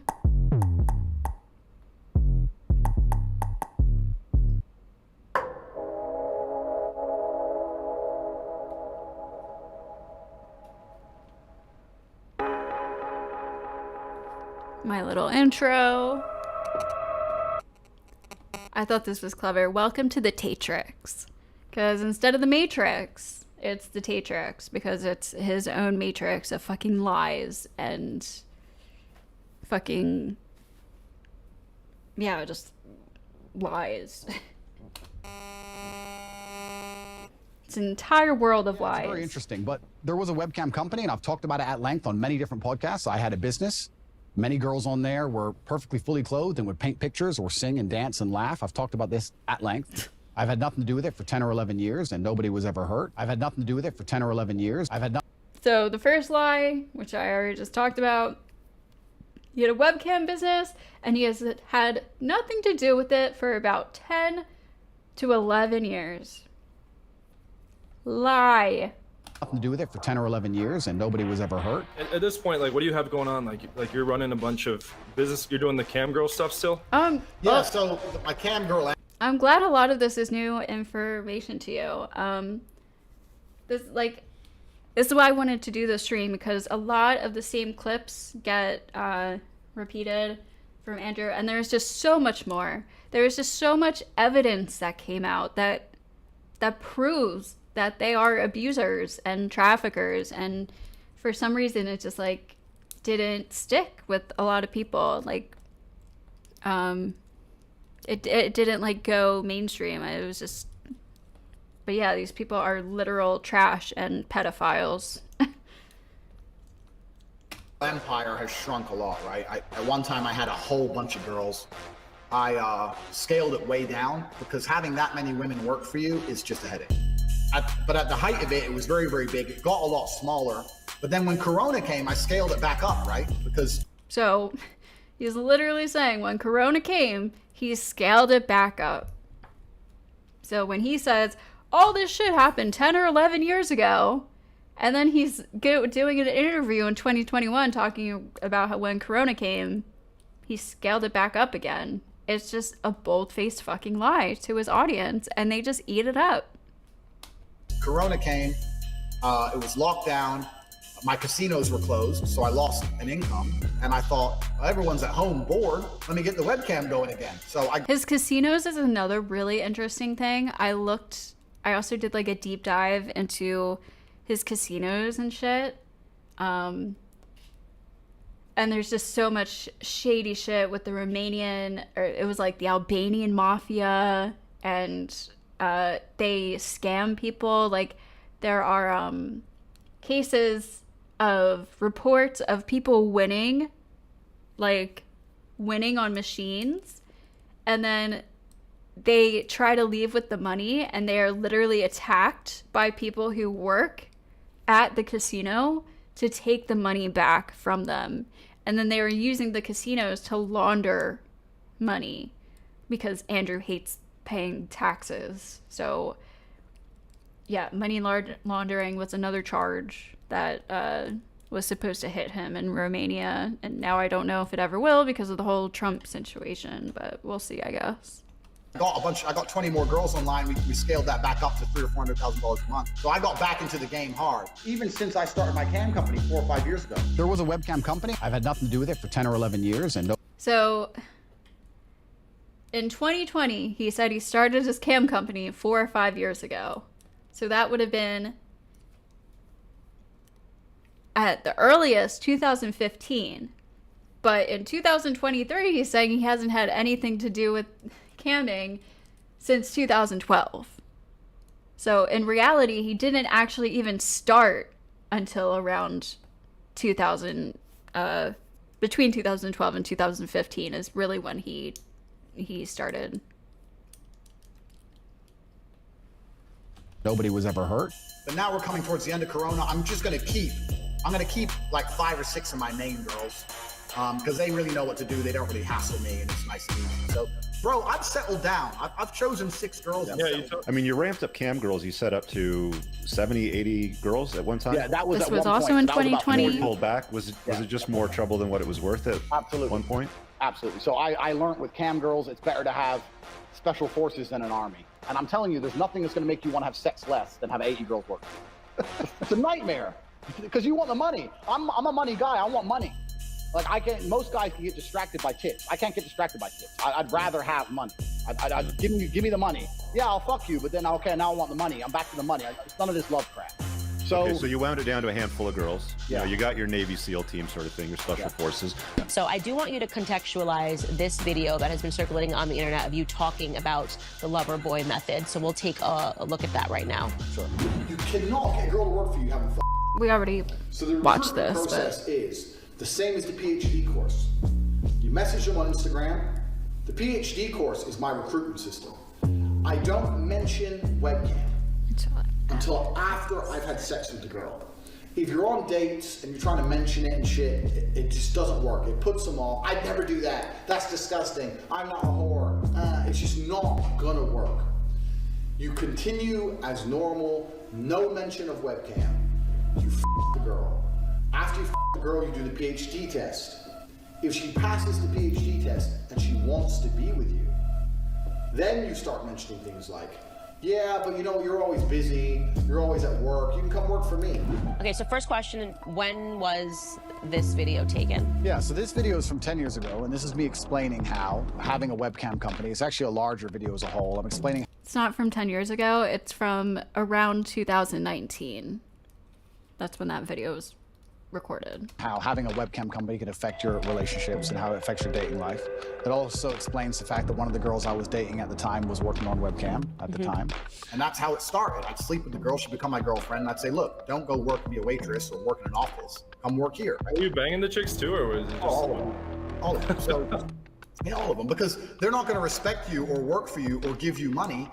Women are only loyal to one thing, and that's the dick they're sucking. So if they're having sex with another man and it's not you, and they're making you money, the man they're having sex with is going to say, why are you working for that guy? Fuck him. Why are you giving him your money? Like, they're going to end up choosing their boyfriend over you. So the only way to prevent that was to be their boyfriend. It also explains the fact that one of the girls I was dating at the time was working on webcam at the time. And it's explaining my general, overall, explains my life and how things are affected owning a pornography company, because obviously a lot of women will be put off by that. People are trying to chop it up and say that it says I am using the Loverboy method to somehow convince women to do things they didn't want to. All right, so lie number 2. He did not use the Loverboy method to convince women to do things they did not want to do. This is obviously not the case. In the pimp game, you need to learn how. This is obviously not the case.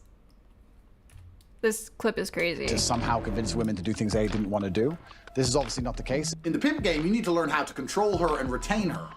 You need to make her do as you say, and you have to keep her. And you have to keep her regardless, in spite of the fact that you cheat, you're busy, you take all her money, you make her do something she doesn't want to do, and she still has to stay with you. Then you start saying things like, you make her do something she doesn't want to do, and she still has to stay with you.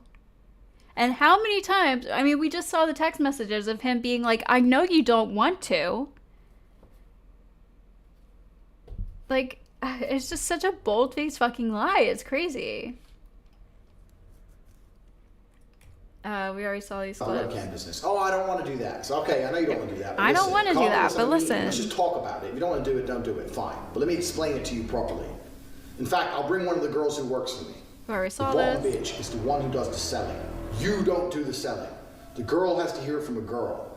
Why does your girlfriend let you fuck other girls? She lets me fuck other girls because she cannot possibly leave me. She leaves me because she loves me, and I love her, and she loves me with all her heart, and she cannot imagine her world without me. If I died, she would commit suicide. I am her everything. It doesn't matter if I fuck someone else, because I'm her everything. She has nowhere else to go. Because she has nowhere else to go.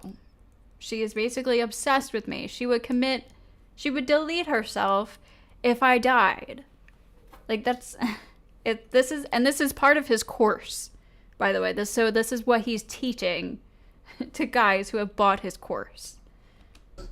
this test was implemented and she passed it, and years have passed where I haven't taken her shit and I've kept a position of authority, and I've just become her idol in life. It's like trying to take God away from a Christian. They'll eventually say, what's the point in being alive? What's the point in doing good? What's the point in doing bad without God?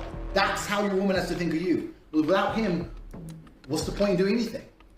When you get to that point, you can do whatever the fuck you want. I can fuck who I want because she ain't gonna leave. She ain't gonna leave. If you know what I mean, like if you have a financial trouble, will she sell her car to give you the money?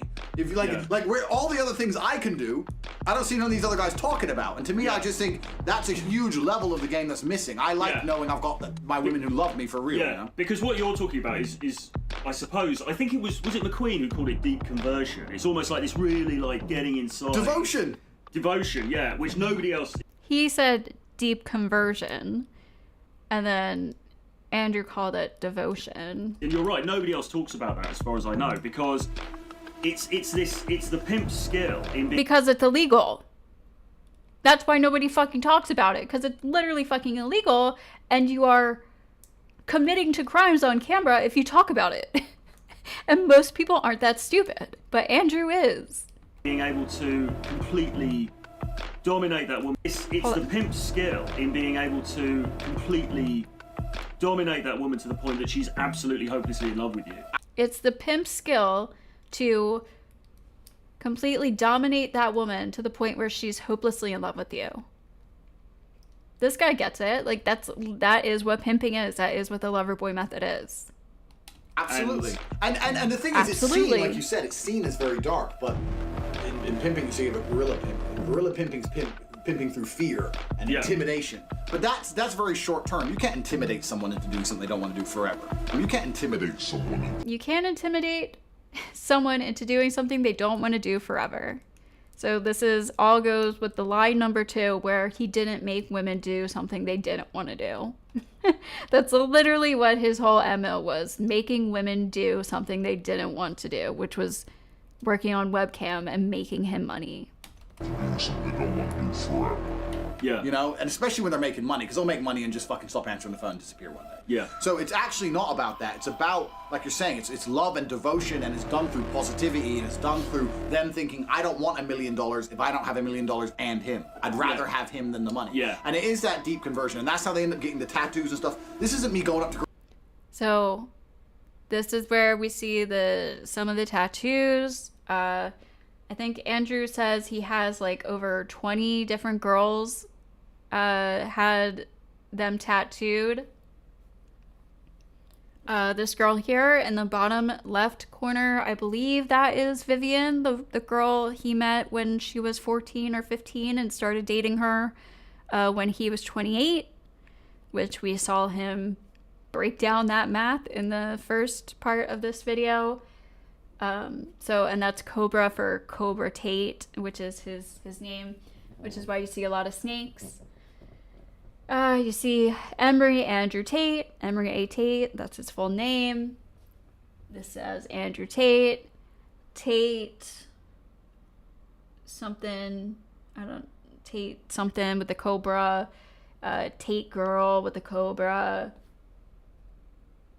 and something Tate also right there. So here's a couple pictures, just a couple pictures of girls with tattoos of, and Tristan also gets his girls to get tattoos, like we saw in the text message or in the court documents. Talisman Tate, one of the girls had Talisman Tate, which is Tristan's nickname for himself. I think it's even his Twitter name. And then that guy Vlad, who is going to trial right now in Romania for human trafficking, and he was very close with Andrew and he used the same exact methods,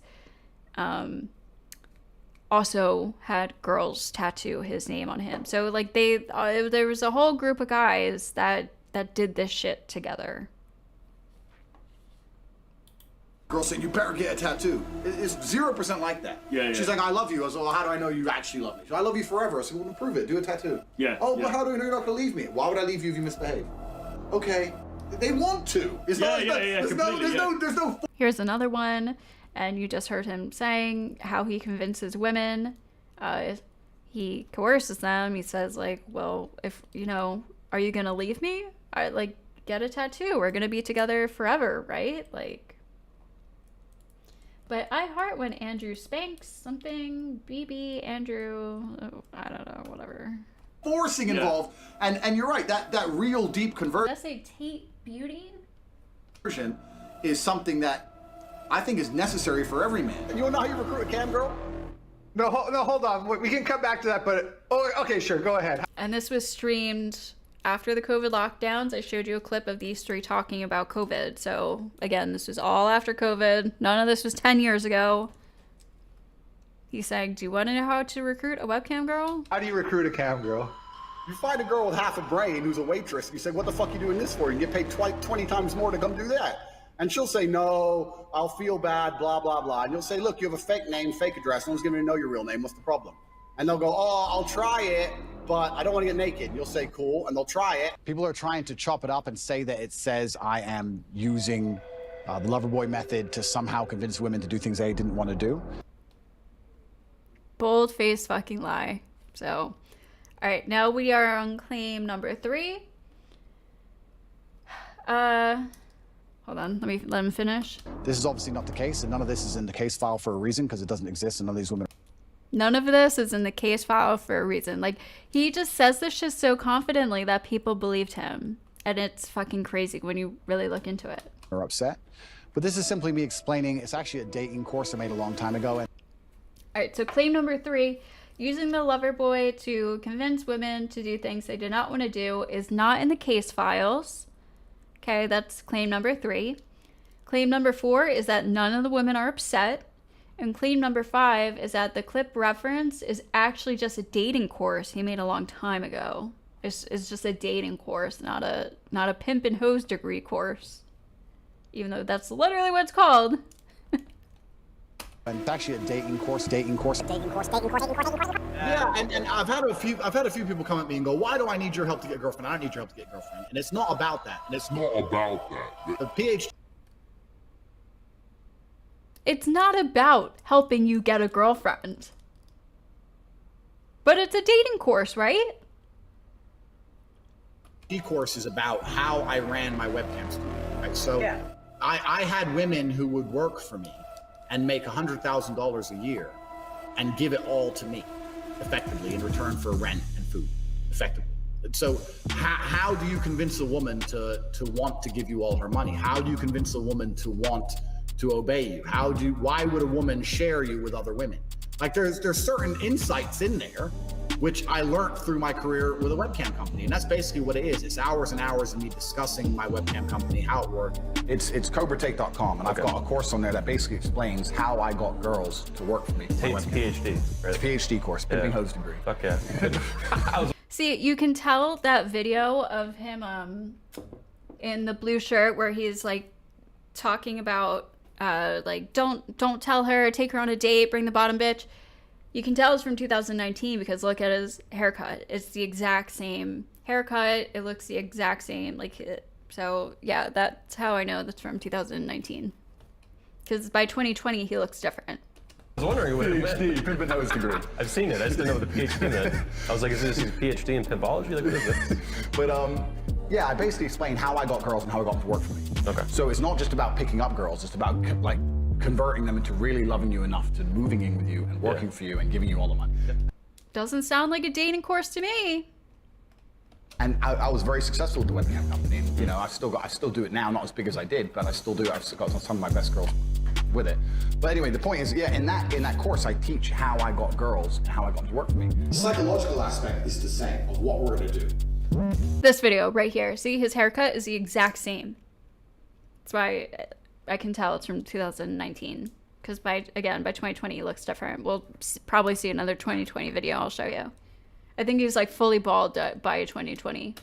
The skill I'm gonna teach you is exactly the same. I could easily translate mine to a street business, and you could easily street pimp with the You could easily street pimp with the things I'm going to teach you. Does not sound like a dating course to me, Andrew. teach you. Your goal is to inspire a girl to make money and give you the money. So the way you're going to do that is you have to have some element of influence, and you're going to have that element of influence through her respecting you, looking up to you, and her believing she needs you. And that's why they don't want to leave, because they're like, oh, well, he has everything, I need him. I have to stay with him, he has everything. Like, that's just so scary. He has everything. I need him. I can't leave. What else do you call that besides coercion? It's important. I'm telling you, it's a very important element. That control. If control. you're not fucking the girl, she is fucking someone else. And that other person she's fucking is going to have the control over her mind as opposed to you. So yeah, on CobraTate.com I have my PhD program, and that is PhD is Pimp and Hose degree. Get 'em. Right, we already saw this clip. How I got girls to like me, how I got girls to fall in love with me to work on webcam for me. Right. Because that's what I did. That was my MO, was find girls, make them love me, and make them work for me. And that's how I got rich. I'm a little bit embarrassed about it, to be honest with you, because it was 10 years ago and I was talking about women and dating and things in a way that I wouldn't talk about them anymore. All right, so now the sixth lie is he doesn't talk about women and dating the same way he used to talk about them anymore. I am lucky to have is with the girls I live with. My main This is kind of like a repeat of the first stuff. girl, my number one girl, is very well trained, and she very well understands, and she very much sees it as it's me and my man using this girl. Not using, but fucking this girl. She is our toy, not his toy. She is our toy. It was 10 years ago and I was talking about women and dating and things in a way that I wouldn't talk about them anymore. Right. But have you ever read 48 Laws of the Game? Have you ever read that book? No. You should. We already saw this clip. Much easier. And I'm kind of lucky I have that with my I will be like, look, if you talk to another guy, that respect thing, the pimp game, the same cycle. What was that making you monthly when it was at its peak? So when I had 75 girls, I was turning over $500,000 a month. Wow. Yeah. And the tax rate on that, like, what did that look like? And was that in Romania or was that in London? That was in England, but I was paying taxes in some other crazy country. So what was the tax burden like? Was it heavy or was it? The tax burden, yeah. I mean, I'll be perfectly honest. I'm saying I teach this in one of my courses on CobraTate.com, but the main reason I spoke about tax was to the girls to scare them. They were scared of the tax man. I didn't care. Tax is also another important element for controlling your woman. You're not going to pay anybody tax because you're getting paid in Bitcoin. So you don't need to pay tax to anybody. Tell your girl that you're paying the tax. Because girls are lazy, and girls are stupid, and girls don't understand how taxes work. Now that allows you to do two things. One, it's another control element. So I used to pay my... So he's lying to, this is a popular clip that has gone around. He's lying to the women, telling them that he's taking taxes out of their money when he's actually not paying any taxes. So it's just more money going straight into his pocket that he is stealing from these women. My girls 30%. So for every $10,000 they made, I give them 3, and I keep 7. They thought they were on 50%. And I said that the disparity is because of taxes. If they don't believe you or they want to get fresh or whatever, print out some tax forms.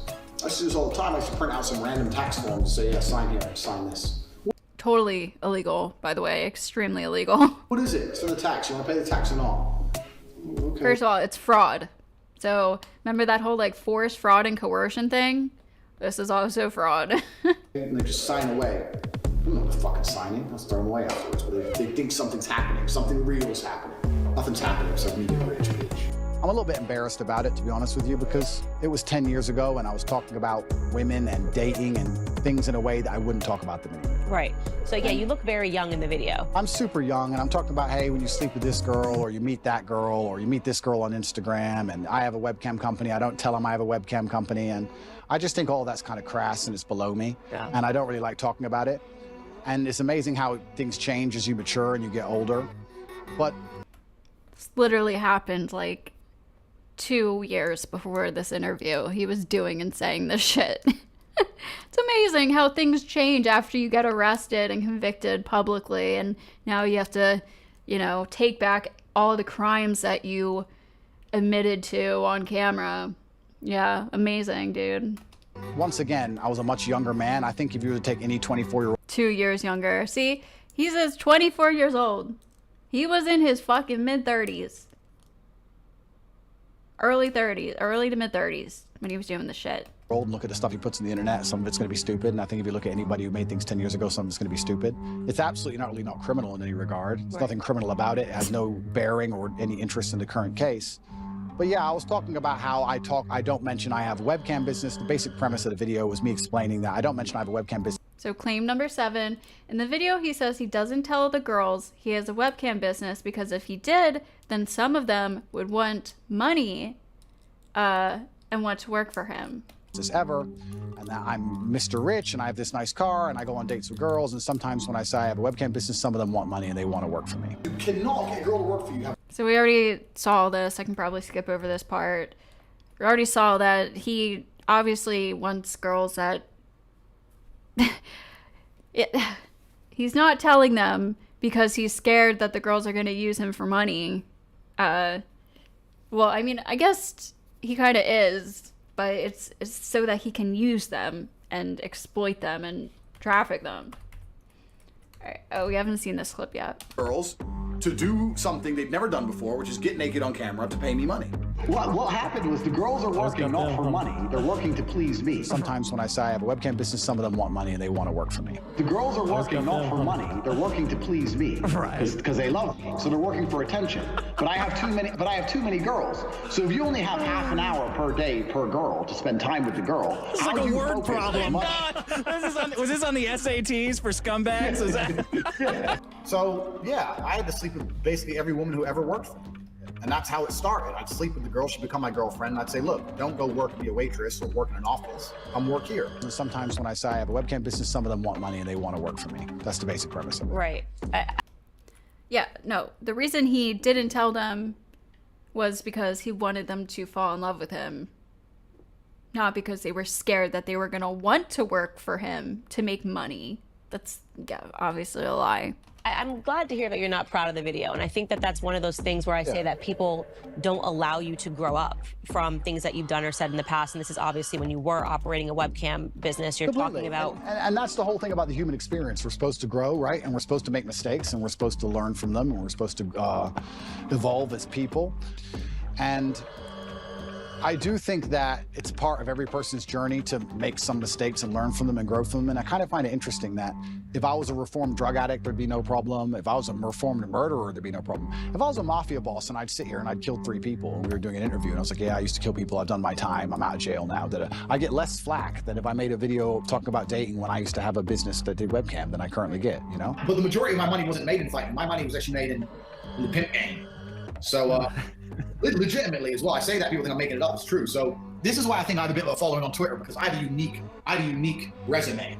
Like there's a whole bunch of guys on Twitter, but not many like world champion kickboxer, pimp, mafia associated criminal. Like I've got all this stuff, and I was like, who is this dude? Like surely it can't all be true. It's all true. I understand now that a lot of the way I said things, I certainly shouldn't have said them that way, but none of it is criminal. Right.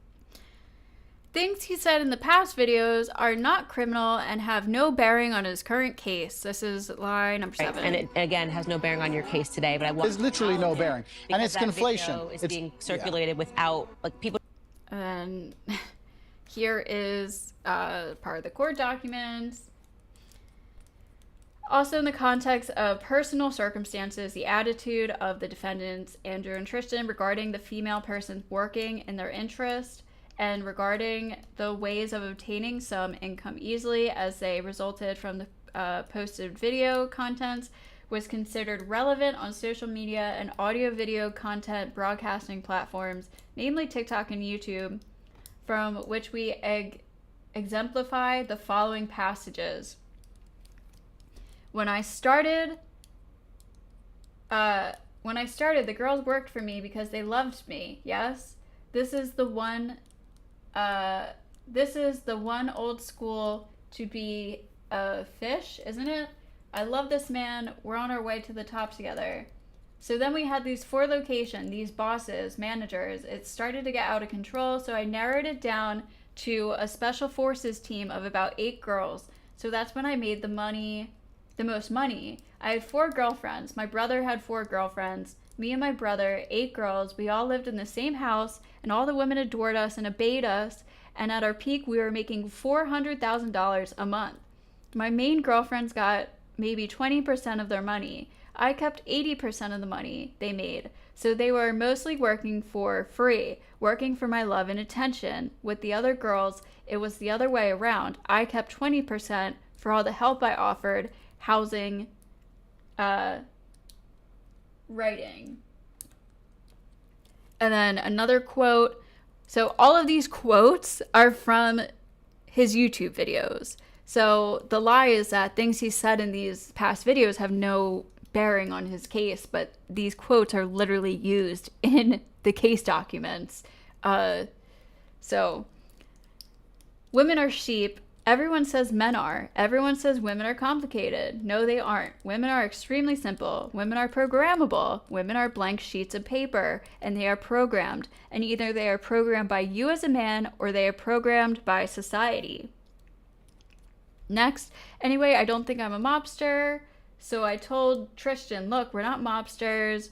Tristan says, yes, we are. And I asked why. And he says, we are 2 big fighting brothers with undressed women on the internet who own casinos, who drive around Bucharest, Romania in cars that exceed $2 million. Everyone is afraid of us. And if someone pissed us off at any point, even if we didn't mean to screw them up, we can make one phone call and they can be in a ditch or lose any right to stay here. If I have visa issues, we can kick them out of the country or arrest them for no reason and put them in jail for a period of time. We're as mobsters as you can get.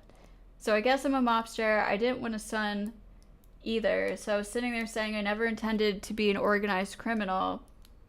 Romanian laws are very permissive. Romania is corrupt from head to toe. Totally.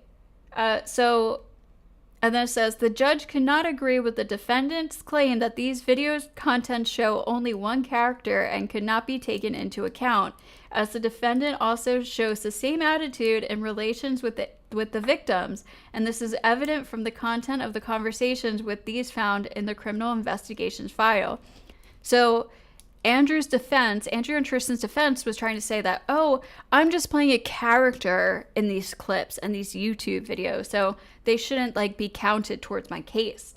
And it literally says right here, the judge could not agree with the defense's claim that these videos are only showing a character, because the same attitude is shown through the victim's testimony and the text messages with the victims. So it's like the judge is saying it matches his character.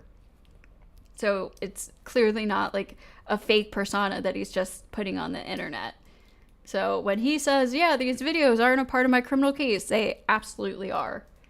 And by the way, about this whole mobster thing, them bragging about being mobsters and working in organized crime, I guarantee you, because remember we read that one part where the one girl was like, there were armed guards outside. I guarantee you, they also kind of would hint that, if somebody pissed them off, they could just make one phone call and they would end up in a ditch. I would not be surprised if they used those fear tactics on the girls to force them to do what they wanted as well.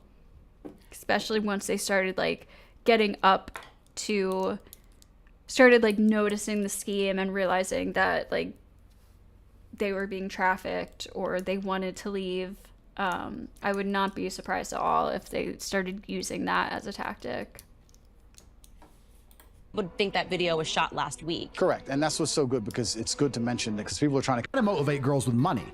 So the girls who loved me and worked for me, my main girlfriends, they'd get probably around 20% of their money. So then I show this clip that is literally quoted in the court document. So yes, his clips are being used in the case. I'd keep 80% of the money they made.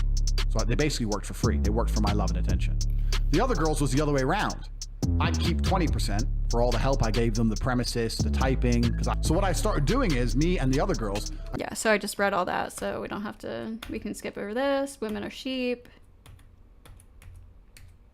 videos of mine, and they're going to try and muddy the waters and gaslight.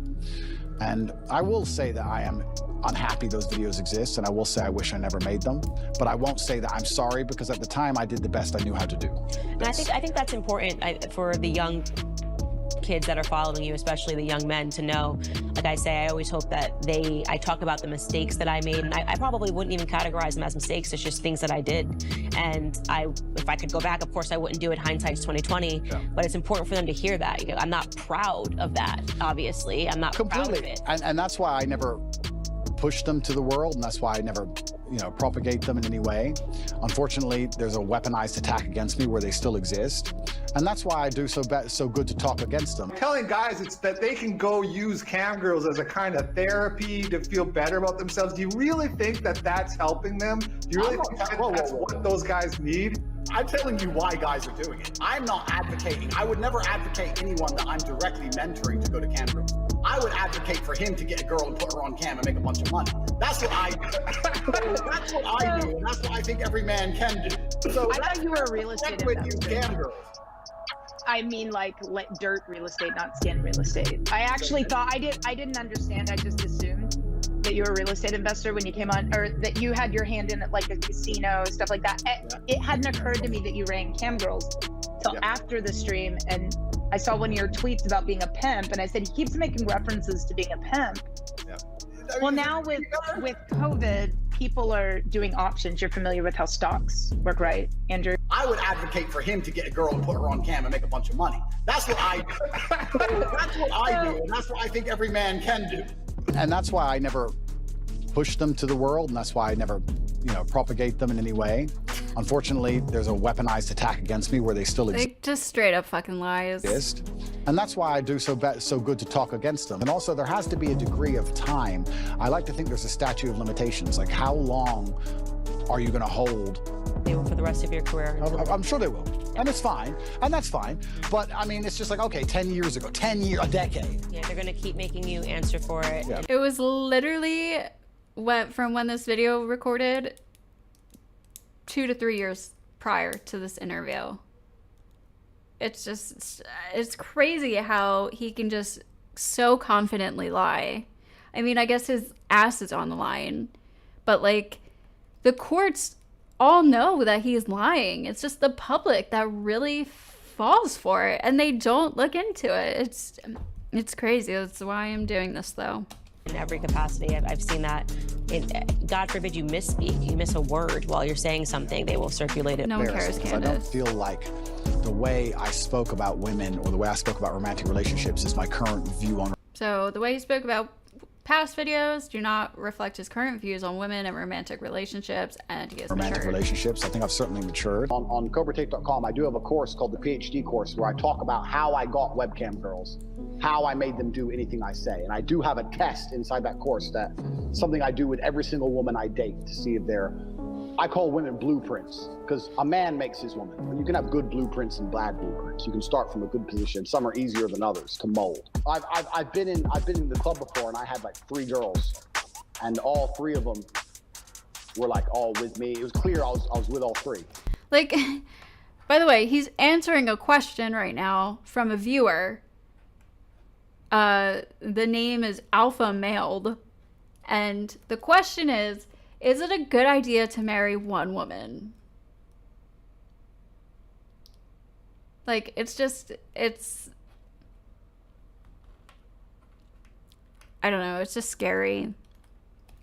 And the guys are like, where do you find these girls? It's like, it doesn't matter where I find them, I make them this way. It's not like I don't just find them in some magical village where 3 hot girls all gonna share one man. No, I make them this way.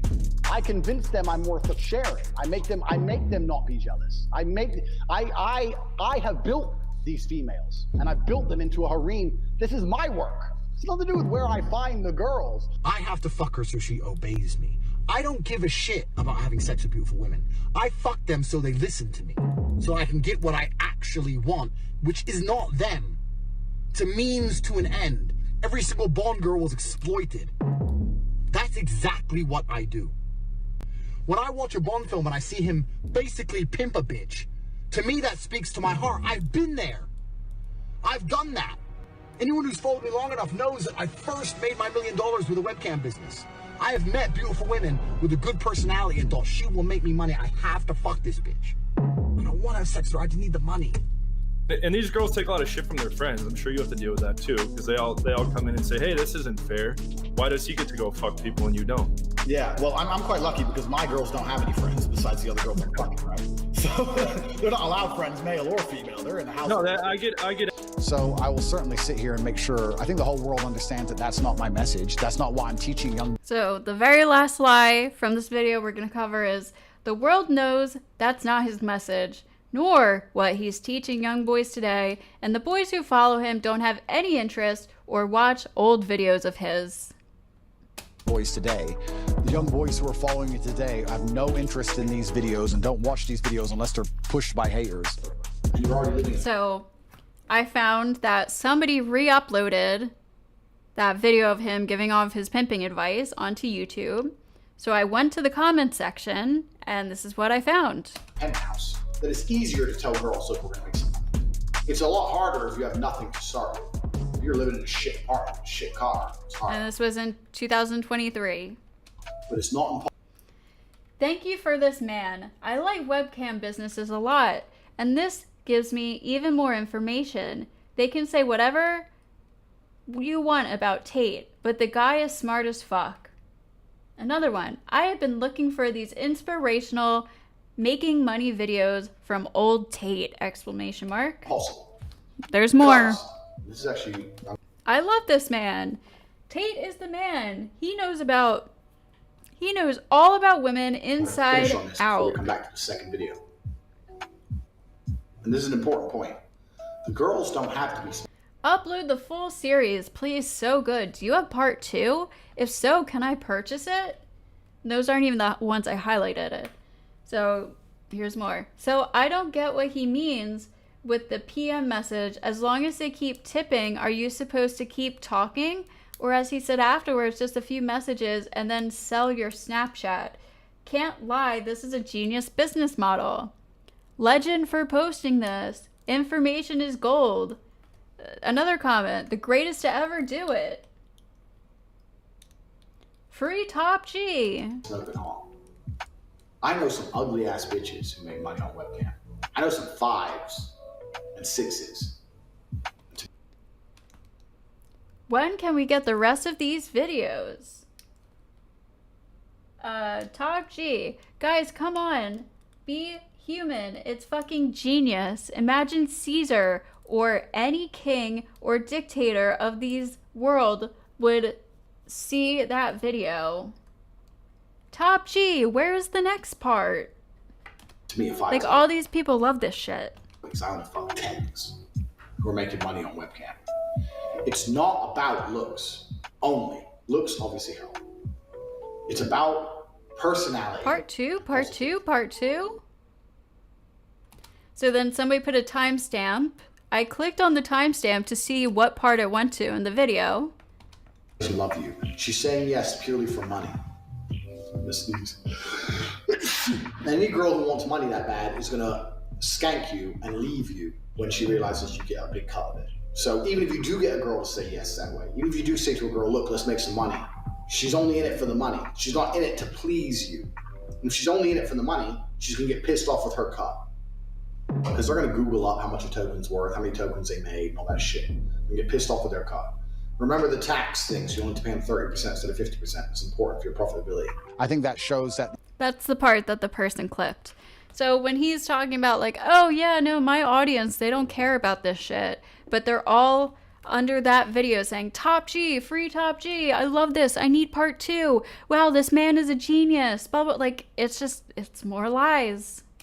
The young boys are looking for a hero and someone to look up to, and I feel like I'm because Candace is a big part of like the Christian Republicans, right? So like he has to try to appeal to them in this interview, which is why he has to like lie so hard. A gap, and that's why I understand it's so important. I say very good things and teach very good things. And then on top of that, if you're really serious about learning, I hate to do a plug on your channel or anything, but if you're really serious about learning, get John Anthony's course, learn how to get girls, and after that, go to CobraTake.com, and I have a course telling you exactly how to do it from head to toe and how to make money from digital pimping. No problem. You said Cobra Tate? I just put that Digital on screen. pimping. CobraTate.com. CobraTake.com, and I have a course on there that explains exactly how anybody can make money from the digital pimp game. But you need women who are going to obey you, right? If they don't obey you, then you're not going to make money. Yeah, this is outside most guys' abilities, I think.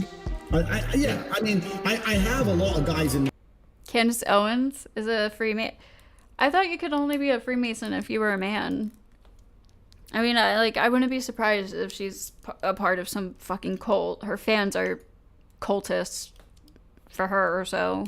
My private group, a lot of guys in the war room who are doing it and pulling it off. Oh yeah, there's the whole war room thing too, which is.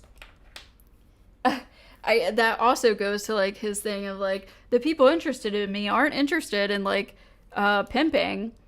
He has a whole thing called the War Room where you have to pay like $10,000 basically, and you're in this special group where you get to go to in-person meetings with Andrew and Tristan Tate, and they teach you how to be a pimp in person rather than online. And like one person went undercover to like film this War Room meeting, and after the meeting, it was literally like a bunch of guys went into a room with a bunch of naked women and they were taking pictures and shit. So it's all bullshit. Everything that comes out of his mouth is bullshit, except for when he is admitting to his own crimes fucking 5 years ago. They're not doing it like me with 75 girls and crazy, living with 5 girls. But these are guys who have one girlfriend, and their one girlfriend is now making them $5 grand a month.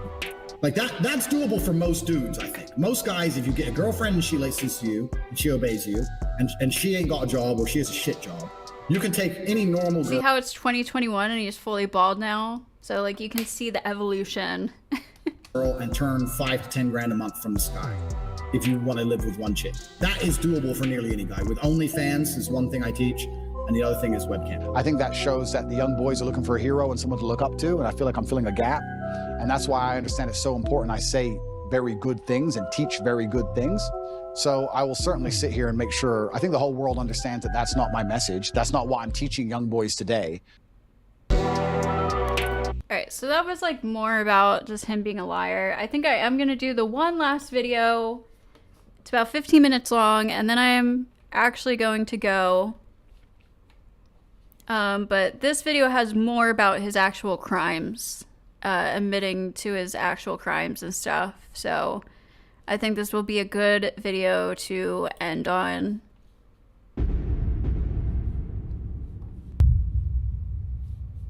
Monday night, March 11th, 2024, the Tate brothers were detained on allegations. I'll just read it now because I'll probably read it faster. So yeah, March 11, 2024, on the Tate brothers were detained on allegations of sexual aggression dating back to 2012 to 2015. The warrant was issued by Westminster Magistrates Court in London. A Romanian court has approved the request from Britain to extradite, but postponed doing so until Romanian trial proceedings finish. British police have been working with Romanian authorities on the Tate's part in an ongoing investigation into allegations of rape and human trafficking. Allegations of Westminster Romanian against the Tate. The new arrest warrant issued by British police does not pertain to the existing civil case against the Tates on allegations of rape and sexual violence brought forward by 4 women in the UK. Those complaints have all been subject to investigation by Hertfordshire police. The warrant issued Monday night consists of new criminal complaints made by additional women to the 4 brought forward in the civil case and are subject to investigation by Bedfordshire police. Contrary to what some and mostly pro-Tate media outlets and journalists have been reporting, the arrest warrant issued Monday night is not related to the civil case. The warrant is based on a separate criminal investigation brought forth by a separate additional women conducted by Bedfordshire police.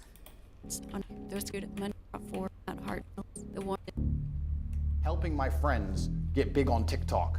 That is what I'm accused of. I told some girls I know how to post on TikTok to become viral when I was at the time the most viral person on the planet. and they are saying I'm a human trafficker for that reason. It is insane. Well, we'll come to what you've been accused of. It's more serious. Even the girl was like, I don't want to do TikTok, and it wasn't even her own name or her own TikTok account. But sure, Andrew, sure. Than the way you've categorized it, but we'll come to that. And by the way, these charges presumably are public, so... They're public, and this is extremely serious. But so what... God, Tucker's so fucking stupid. So as I point out, the charges are public, but Tucker has to ask Andrew what the charges are, and he's just gonna take his word for it, because he's just such a fucking idiot. You would think if you're gonna do an interview, you would do research, right? Piers is the only one who did a tiny bit of research. Just and they call themselves journalists. It fucking pisses me off so much. It's just, the thing is, there's no way they can be that bad at journalism, right? That means they are knowingly lying and putting out false information to protect a human trafficker and alleged rapist.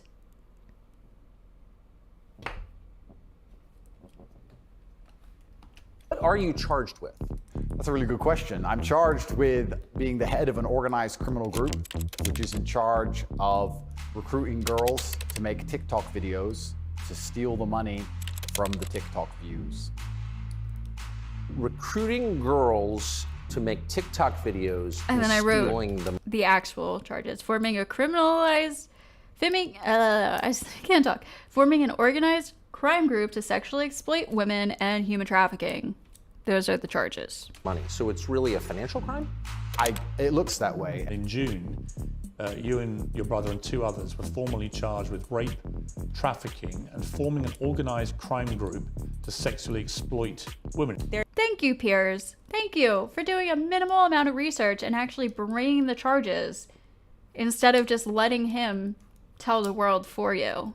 You know, as a journalist, you think you would look up the charges yourself since they are public, as Tucker knew.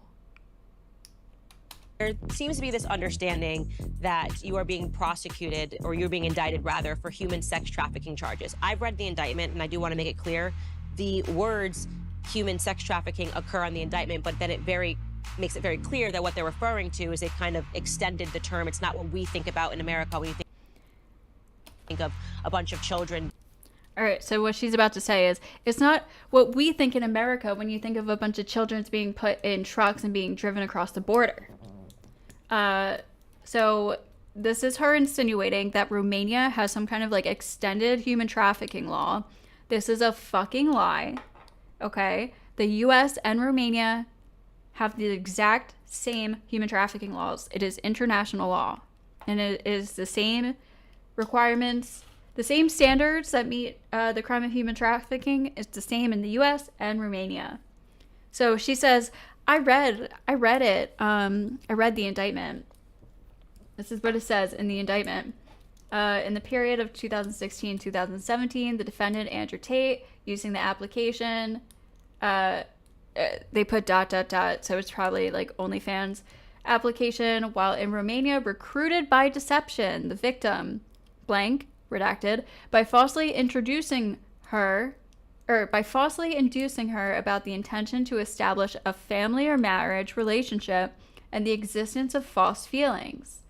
In the period of 2017, the defendant transported her from the UK to Romania, as well as within the area of redacted, where he provided shelter for her in a building located in redacted, as well as in the territory of the United Kingdom, blank, in a period of a bunch of redacted stuff. During this time, together with a person named redacted, they subjected the victim to physical violence and psychological coercion, resulting from actions of intimidation, surveillance, and control, with the aim of sexually exploiting her.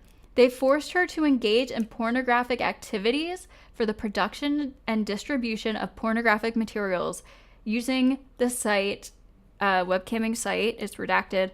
The victim activated this through the account with the username blank from the period of 2018 to 2018.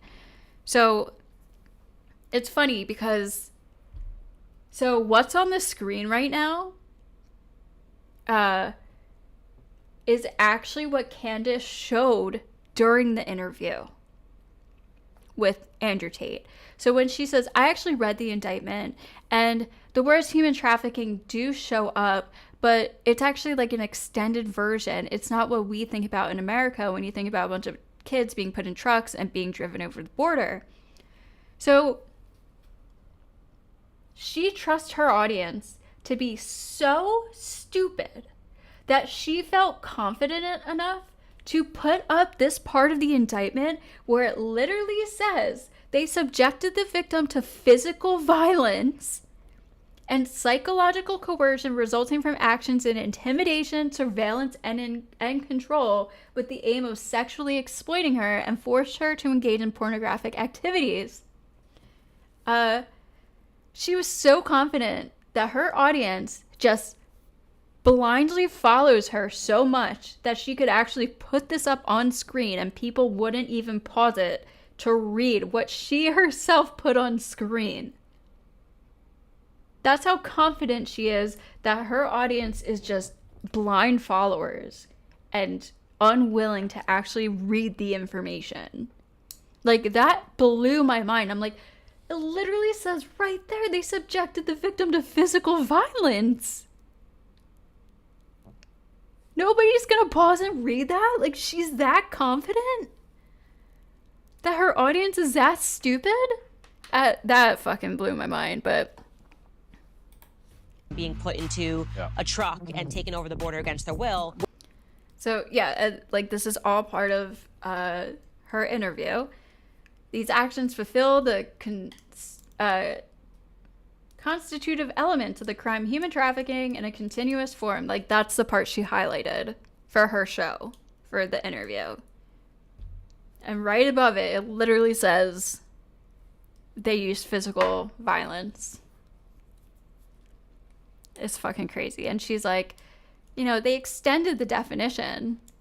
So let me just like go back over that part one more time. Executed, or you're being indicted rather, for human sex trafficking charges. I've read the indictment and I do want to make it clear the words human sex trafficking occur on the indictment, but then it makes it very clear that what they're referring to is they kind of extended the term. It's not what we think about in America when you think of a bunch of children being put into a truck and taken over the border against their will. What is human trafficking? Yeah, so the overall, my understanding of it. Up until it like switched to the clip of Tucker, that was all part of the original interview with Candace Owens and Andrew Tate. I literally just screen recorded it. So it's fucking crazy. They're saying that human trafficking is when you convince a woman to do something she doesn't want to do for financial gain. And there's different methods you can do that. You can do that through force, and you can also do that through emotional coercion. I think most people, just speaking from the American perspective, most people believe that human trafficking is effectively slavery, selling human beings. That's what I believe as well.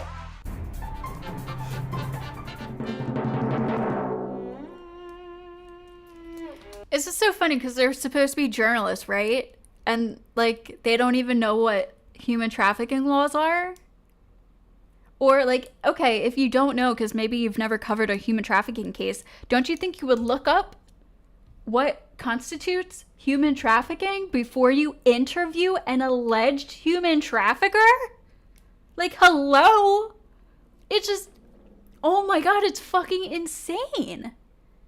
It really is. It's just, how do you do that as a journalist? How do you go to a big interview with a famous guy alleged of rape and human trafficking, as well as trafficking minors? His brother is, at least at this point. And how do you not look up what constitutes human trafficking? But again, my point is, I think they know.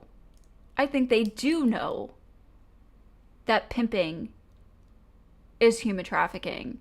But they are running cover for the Tates anyways, for views, because they know their audience is extremely conservative and extremely MAGA, and the conservatives had Andrew Tate's back at this point in time. So they were literally running cover for a man accused of rape and human trafficking that had a large amount of evidence against him if you just did the journalism to look into it, like I did. It's really disgusting when you like break it down like that. Like, they are pieces of shit. Candace and Tucker. I mean, It's not what we think about in America when you think of a bunch of children being put into a truck and taken over the border against their will. They're basically saying that if you In the period of 2017, the defendant so that we read all the stuff I just read you from the documents that Candace herself put up on screen. It's not even like me putting this part of the indictment on screen. Candace herself put this part of the indictment on screen during her interview.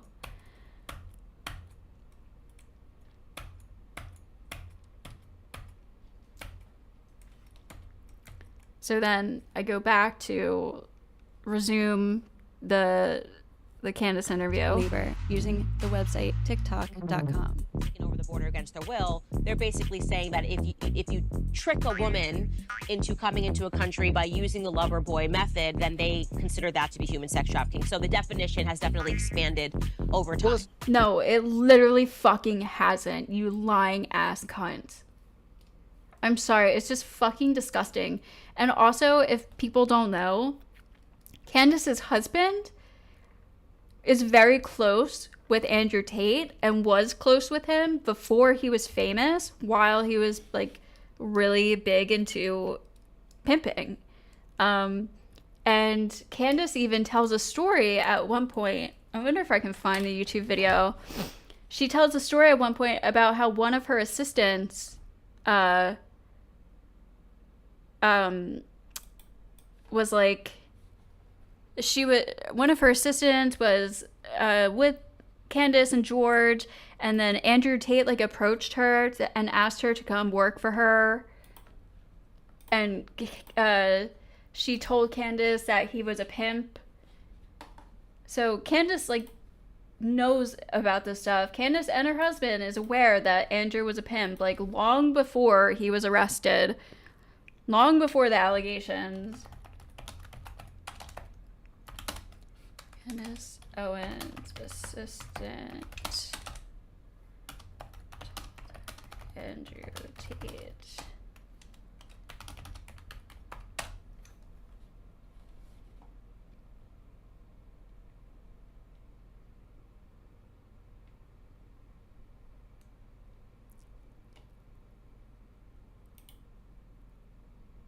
The Andrew Tate story is interesting to me for a lot of reasons. The first is because of how I met Andrew Tate.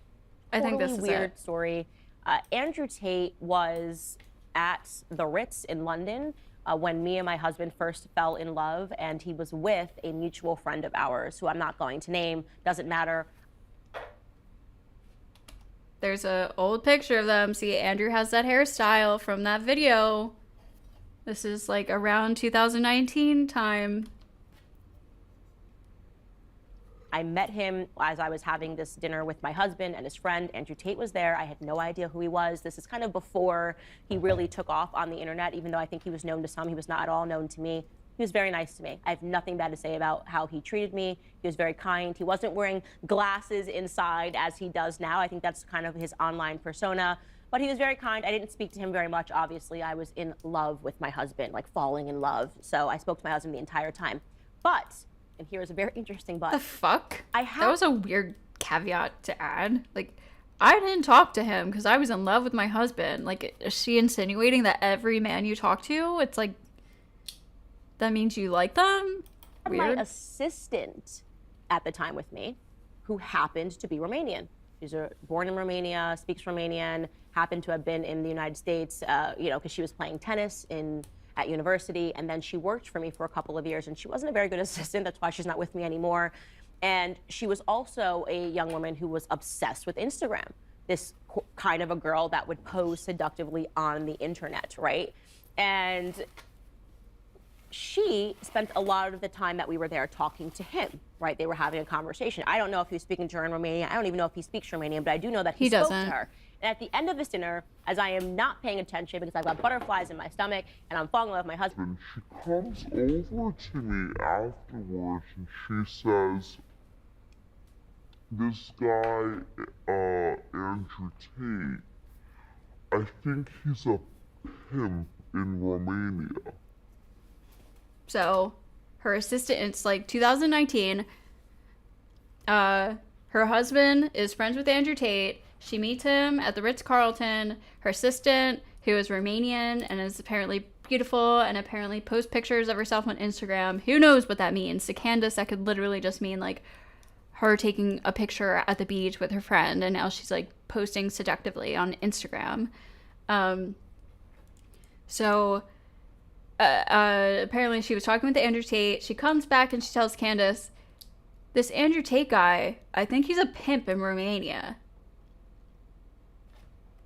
This is how Candace is first introduced to Andrew. And this is what the Christian conservatives are defending. The MAGA Christian conservatives are defending and running cover for piece of shit like this pedophile, alleged rapist, and evidently human trafficker. I said, what? And she's like, no, I think he's like actually a pimp in Romania. And I'm sitting here going, I don't even know what you're talking about. He's not even Romanian. He's a UK citizen. Maybe he's American. He doesn't sound Romanian. Doesn't look Romanian. I don't know what you're saying. And she also said a lot of stupid things, so I didn't really give too much air to what she said. It just didn't really make sense to me. I don't know if she meant to say that he had approached her, which, by the way, if he did, she would have been a perfect candidate for this. She was very interested in, and eventually it was why we had to go our separate ways. She would have been a perfect candidate to be human trafficked. That's wonderful to say, Candace. So yeah, I thought that clip was really interesting. So anyways.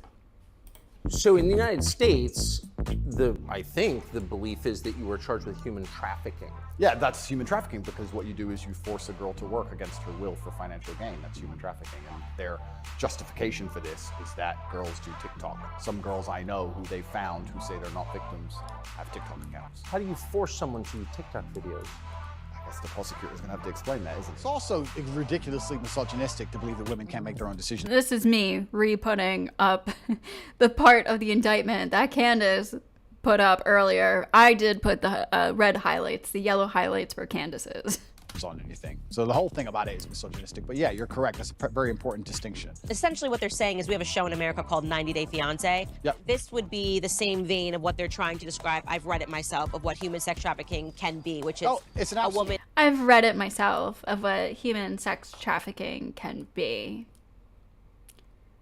It's disgusting.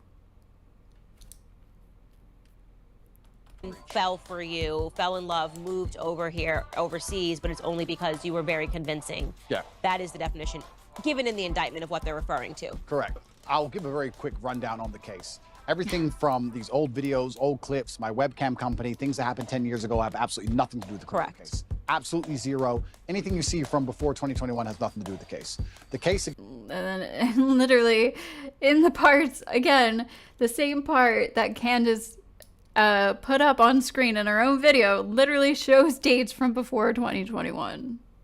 Against me is that from 2021, my brother and I, when we were already worth hundreds of millions of dollars and already successful and famous, created an organized criminal group, and our intention was to convince women to move to Romania to make TikTok videos so we could steal the TikTok money. And TikTok, and they mention OnlyFans. Correct. On the indictment page. The overall charge is that there's an organized criminal group. There's a group of us. I'm the head of it. My brother is below me, and we use the lover boy method to convince women to do TikTok videos to make money so that we can steal the TikTok money. TikTok, and they mention OnlyFans. Correct. On the indictment page. And there were 2 counts of rape he was charged with as well. But guess they're not going to talk about that. They say that you did this using the lover boy method. Well, the fact that you're not accused of a sex crime or of violence. Yeah. The fact you're not accused with a sex crime. Tucker! He's literally charged with rape. You literally said at the beginning of the interview, the charges are public. You're going to interview, again, a famous man alleged with extremely heinous crimes, and you don't even look them up? Of course he did. He is just that fucking disgusting and dedicated to his MAGA conservative viewers that are supposedly Christian, that he's running cover for an alleged rapist. And if you read the text messages and the indictment, accused of physical violence and admitting to using physical violence, there's literally videos of him committing physical violence against women. And again, not just the one with the belt. Well, this one included a belt too, but a girl locking herself in a room after Andrew forced her to show her bruises from her disobeying, and Andrew beating her ass, which is what he literally says, show the camera the bruises of me beating your ass. And then he goes to grab a belt really quick, and she runs to a nearby door and shuts it and locks herself in there. And then he says, you can't hide in there forever. Like, it was not a sexual role play. She was terrified. And that video has been like scrubbed from the fucking internet. I wish I can find it. I'll try to re-find it, because the only one that ever gets shown is the one that like could or could maybe not be sexual role play, and it's like kind of hard to know. To me, it doesn't look like it. Like, the girl's like screaming and shit, but like I guess some people do that in their sexual role plays, so it is kind of hard to know. But like, this other one was not like that. And that Vlad guy, who's currently going to trial in Romania, who also gets his girls tattooed with his name, who is close with the Tates, he also has videos of him doing the same thing, asking his girls to show the camera their bruises that he gave them for them misbehaving. So like, it's all the same playbook. But yeah, and then these text messages of Tristan telling Georgiana to hit her, and then the testimony of Georgiana saying like, I'm not stupid enough to put bruises on you, and making her lift up her arms after she just got breast implants in order to undo the surgery. And then the other girl said that Georgiana choked her and then threw her outside without her clothes and locked her out. And then there's some messages of Tristan telling her to do that and saying that he's done this 10 other times. Like, how are you going to defend these people as Christians?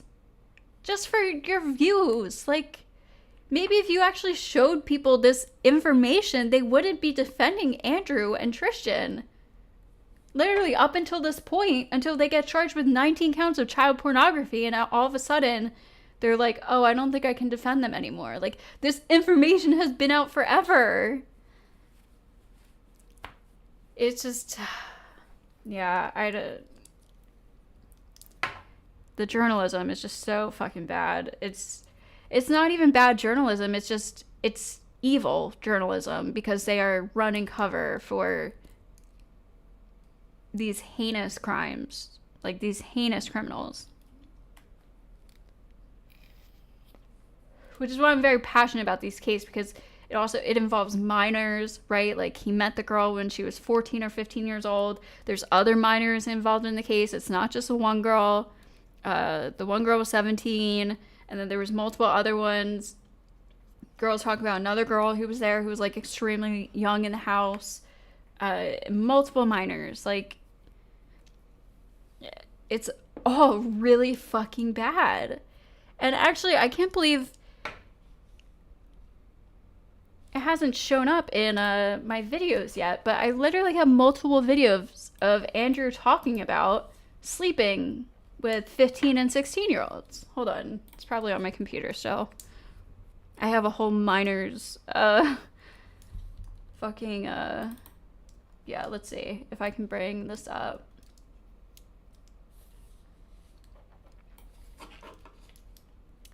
Pause this and let's see. Add the media source? No? VLC source?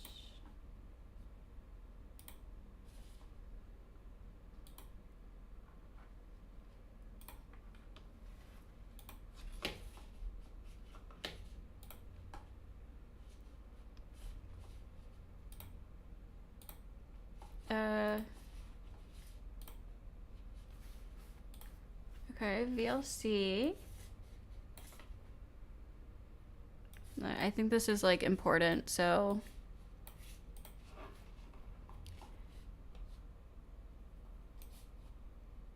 Possibly believe. April Baker. That was her name. That was her name. And I was like, you're hot. So I messaged her. She's like, I'm only 16. I was like, give a fuck. No about me. Maybe you guys will just get the audio.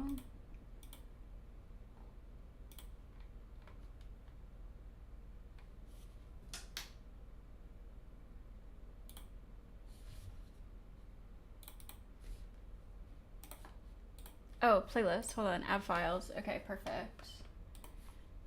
Let's see. Just put all these in here.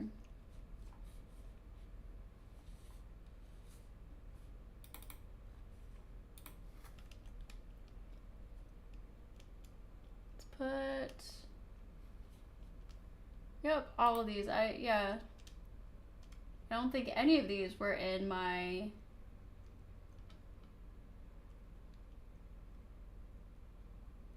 Yeah, what happened to I feel like I had a main Andrew Tate video that had all of this shit. Alright, well, I'll just play these clips, I guess.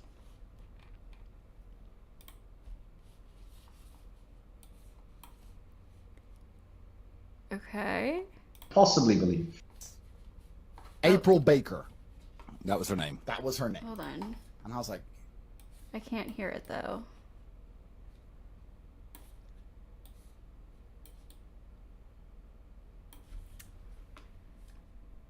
Hold on a second. VLC source. Okay. Properties. Audio. Sorry.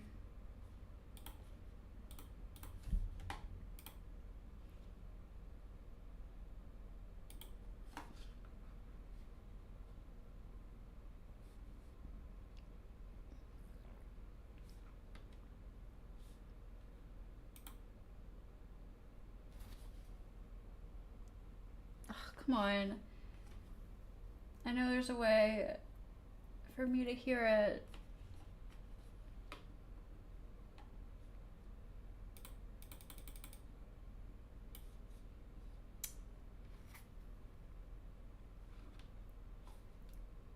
Audio monitor? Oh.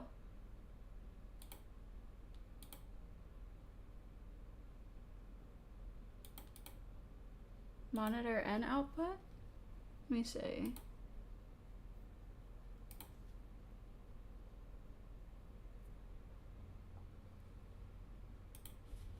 Does that work? possibly believe. No. Fuck. Come on, I know how to do this.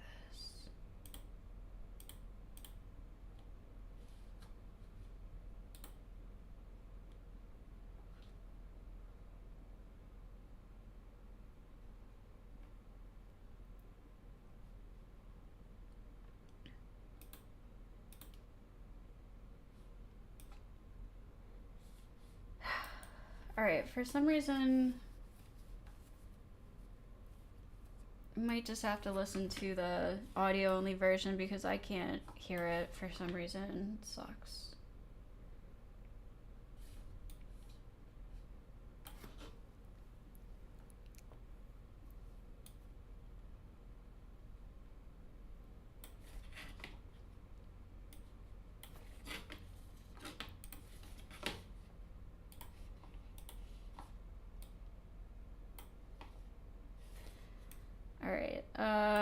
Alright, so let's just do this. The audio only. Possibly believe. April Baker. That was her name. That was her name. And I was like, you're hot. So I messaged her. She's like, I'm only 16. I was like, give a fuck. No about me. 21, I don't care. So I pick up April Baker in my Mazda RX. So, did you hear what he just said? He's 21. He messaged a girl. She says, I'm only 16. And he says, I don't care. You're hot. So he picked her up. He's 21 and she's 16. Because he's been all weird now, like a fucking Fortnite work. Weirded out. It's fine. You know, like if you ever, once you're 18, if you want to get yourself a real man, I know a guy. You do? I do, yeah. I do know a guy. Who is it? What? It's a long story. I can't tell you exactly who because there's bad things about him. Yo, there's no fucking way you just said that. No. I actually overheard that. The fact that you fucking said that shit is fucking crazy. That's fucked up. You were. I mean, I have on CobraTake.com, I have a course and I teach everything I know about girls from start to finish. You're not banging ever. Is this your PhD? Right, so there's that first one. Here's we might have listened to this one. When I'm looking for something serious, it is very much natural selection. Oh no, we haven't. Where when you are in the true abundance mindset of you can have the pick of the crop, you can have the world's most attractive women. I mean, one of my main chicks has 200,000 Instagram followers, and I took her virginity when she was 17. That's legal, by the way. Here, I don't know if it's 18 in your crazy country. So I don't know if it's 18 in some crazy country. So that's Tristan Tate when he's in his mid to late 30s here, talking about taking a 17-year-old's virginity. Oh, but you know, the level of women I have is insane. So why would I tolerate one red flag? I can't speak for Andrew, but if I'm looking for something serious and I'm weeding out the non-hackers, very much like a military recruitment, you know, the drill sergeant is, why would I tolerate one red flag? Oh, nope, she's liking dudes' pictures on Instagram. Okay, cool. So you have zero tolerance, no red flags whatsoever. Depending on what I'm looking for. Absolute loyalty. If there's a cam girl of mine who's making me money, who I bang sometimes, yeah, and she's messaging dudes on Instagram, I'll say, look, stop messaging fucking dudes on Instagram or you're fired, because I don't like that shit. Because if they fall in love with some guy, they'll quit anyway. Mm-hmm. And then, you know, I'm not gonna get rid of her for that. You know, she's a business asset. She's an employee who's upset me and broken protocol. But if there was a girl and she was like, yeah, Tristan, I want to have your kids, and I was like, yeah, cool, I'll try and get you, and I was serious about her, yeah, liking another dude's pictures. I mean, why would you tolerate that at all? You'd only tolerate that. Guys do, man. Like, they have no choice. Yeah, I mean, like you probably see them from time to time, but I get these notifications from him, and he doesn't feel good about it. Like, I see. He doesn't take Well, that absolutely. shit. Okay, so that's Tristan saying he took the virginity of a 16-year-old. Let's see, what's this one? Bro, you go Moscow, you walk in the club, there's a 60-year-old mafia boss surrounded by 18-year-old girls. Bro. Really? Oh yeah, all day. It's completely normal. Completely. Wait, the 6-year-old, he's not with 30-year-old chicks. No, fuck no, he's rich. think he's picking up some used up pussy? He's rich. No, bro. Used up pussies for the broke boys. I was contacted by Andrew Tate, the older of the Tate brothers, 3 years ago when I was just 16. And I was a bit surprised because I had just made my Instagram account. I had a couple hundred followers, not a lot, a private account. And he obviously had a couple of million. He was pretty well known, especially by the guys in Romania and in the world. So he messaged me. It read simply, It's funny, she actually has the same exact mic that I use in her background. I forgot, so this is the girl I was talking about earlier. She's not from the UK. She's a Romanian politician's daughter. And I don't think Andrew knew that, but he messaged her on Instagram, even though she was only 16. And she had in her profile that she was in high school. Romanian girl, followed by a strawberry emoji. Because like I said, intrigue, I'll put a completely pointless emoji on the end. Some cherries, or an orange, or a strawberry. It was very obvious we were high school girls, like we had our high schools like in our bio and everything. I feel like he was just trying to find girls that seemed as like innocent or naive as possible. So I messaged her. She's like, I'm only 16. I was like, give a fuck. Know about me. 21, I don't care. So I was so disappointed. Bruv, I was banging her, like looking at her Facebook on the phone. Like, so this is actually back to the first clip that I played. This is like a compilation to when he was talking about when he was 21 and he talked to some girl who was 16 and he said, I don't care. And now he's saying he banged the 16-year-old when he was 21. Okay, next. There's a lot of these. Afraid. She goes, I'm just kidding. I'm not that bad to break hearts. This video is from... it sucks you guys can't see it. This video is from one of his PhD courses. He's like sitting in that room with the whiteboard behind him. It looks like it's from about 2019, 2018. He's still got that like short buzz cut. Strong, I'm not afraid. And I'm just kidding. on his screen, he's showing text messages right now. So it says from him, Bucharest, ? And she says, hi, yeah, smiley face. He says, why do I never see you? Where are you hiding? She says, I'm hiding at work right now. I don't have much free time. He said, what do you do? Break hearts? ? And then she says, that's what I do in my free time, smiley face. And then he says, for fun. Good thing I'm strong. I'm not afraid. And then she said, you can never know. Just kidding. I'm not that bad to break hearts. I'm not that bad to break hearts. Then what did I say? Then I asked her how old she was. I always ask how old they are. I don't know why. It's something they always seem to reply to. No matter what they say, whether it's 30 or fucking, and unless they're really young. If they're above 20, between the age of 20 and 30, if they're a teenager, I usually say, oh, you're young. I'm an old man. But if they're like whatever her age was, I don't think I've screenshot this properly. I say, that's a good age. You're old enough to have fun, yet young enough to be smart. No, sorry, young enough to have fun, but old enough to be smart. I always say that. Girls like that line. It makes them sound like, oh.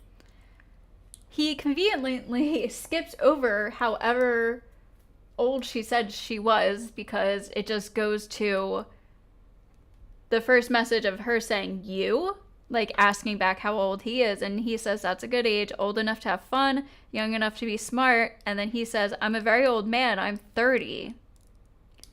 And then she says, yes, I would like to stay forever at this age. So it's just weird that he skipped over it. Hold on. 23, I'm old enough to be smart, but young enough to have fun. You ain't smart, bitch, you know. But still, He's saying 23, but the text messages don't show that. He skipped over whatever her reply was. they like that shit. When I say I'm a very old man, I'm 30. Because yes, I would like to stay forever at this age. Now remember what I said earlier about 20 minutes ago in this video. We are always aiming for progression. This girl is now getting my attention. I don't reply to her quickly. If I leave, I'm like, well, yeah, I'm 23. I'm old enough to be smart, but young enough to have fun. Anyways, have fun, but old enough to be smart. I always say a minute and a half long. Because once this girl is now getting my attention. So far, this exchange happened this about a minute. Okay, so I guess that one doesn't really admit to anything, but next one. The word better. Like literally, like just like, oh yeah, better, you come at 9. Like they're trying to perceive threats that don't exist. They're trying to, so you have to be so careful with now how you text, what you say. And that's why in the course I sell, I'm like, no, you have to do it this way. You have to do it this way. You have to do it this way. So I've learned a lot. And I am fortunate being in Eastern Europe because none of that shit flies here. It's just not in the culture. There's no rape culture garbage. It's not taught. It's not thought of. No one really does it. A girl wouldn't stay around your house unless she wants to have sex with you because she understands that why the fuck would she stay around your house otherwise? They don't play those in-between games, all that kind of place. But I do think you need to have a healthy interaction with women or you're never going to be fully fulfilled. So I think you just have to be careful of it. It's unfortunate, but it's just the path you have to go down. You just have to be very aware of it, very careful, especially post, and beforehand. And if you manage it carefully, you should be okay. I mean, the only reason I got caught up is because I threw her stuff out in the street and wouldn't pay her money. So I guess that happened. And this all happened in the United States. So in London. Oh, it did. Oh, this happened in London. Okay, well, jeez. Yeah, I don't think the UK is all that much better than the US to those kind of laws. What I was gonna say is, but so in Romania, let's just say for sake of argument, you said that there's no rape culture. This is Rollo Tomasi he's talking to, by the way. There, do you think that the legislation there or that the government there expects women to behave like responsible adults? Because it seems like in the United States they don't, like, no woman is, they're hypo agents, right? They're acted upon, right? They want to be victims. So would you say that like Romania expects them to be responsible for their actions? Well, this is the thing with Romania. Romania is a poor country. So they don't have the police resource to be going down these rabbit hole garbage 4-year investigations into nothing bullshit. They don't have the time, they ain't got the money, they ain't got the police. So in a poor country, people in And then here he has like a 2018, 2019 haircut. So at this point, he is talking about this 4-year investigation because he originally fled the UK to go to Romania because he ran the webcam business in London. He was trafficking girls there originally, and he was getting rape charges. They were investigating him for rape. as we talked about earlier, the UK has a notoriously low percentage of convicting people for rape. So it was taking a very long time, and he was actually able to move to Romania. In general, not just in this sphere, in every sphere, have more personal responsibility. In every sphere. So, and it's actually quite interesting how Romania has such a low crime rate compared to the West, even though the police are not nearly as equipped and they're not nearly as numerous. Still, just because people have the basics of family and people are taught better. So I'll give you a quick example. In England, we're same like America. You can't get alcohol without ID. You got to show your ID. You're not going to get alcohol. Same in a club in London. You want to go to a club, you got to prove you're 18. They scan your ID on the way in. And still after a couple hours, you're going to see some girl, too drunk, half asleep on a couch, about to throw up all over herself. In Romania, there's not even any ID checks. You can go to a club and see a 16-year-old girl, and she'll have one glass of wine, and she'll go home responsibly. And if you say, when I speak to these girls, I say, well, in England, the girls drink too much. They'll say, oh, yeah, but my dad will kill me. They still have the family unit kind of holding shit together, you know? They still, the mother and father. So this isn't him like talking about sleeping with 16-year-olds, but it's talking about him approaching and talking to 16-year-olds at bars and the fact that they don't ID at clubs in Romania, which is very scary, considering his history. So next video. Visa to live there, training. I couldn't get a visa to live there forever. I couldn't get like a temporary visa because don't tell the Democrats, but there's countries in the world that protect their borders. Crazy, right? I know, it's crazy. So they don't just let anyone in. I know that's just, people think it's only America that does that. Well, no, Thailand and pretty much every country in the fucking world does that. So Thailand wouldn't let me live there. So I ended up in Slovakia. I had a friend from Slovakia. He said, come Slovakia. I said, yeah, fuck it. Walked up in Slovakia. Tiny little country. Only has 2 cities basically in the whole place. And after about 6 months, me and my brother had a reputation because we fucked too many girls, and every girl was like, stay away from them, they're players. So girls wouldn't touch us, so we had to leave again. And we ended up here, so we're in Romania now. So yeah, Romania is a fun place. It really is it's a strange place. It's the poorest country in Europe, but the capital, Bucharest, where I live, has a higher GDP per capita than Berlin or Dubai. So all the country's money's in one place. Wow. So it's weird, like you have Bentleys and Ferraris overtaking horses and carriages. It's really strange. So wow, that's weird. But it's safe. The most important thing, it's a safe place. It's pretty fun. So hear it, dude. This has been an unreal interview. Okay, so that was just, again, sorry. I guess that doesn't really have to do with minors either. This next one definitely does, but it does talk about him going to Slovakia. That's where he met Vivian when she was 15. They had consent in Slovakia's 15.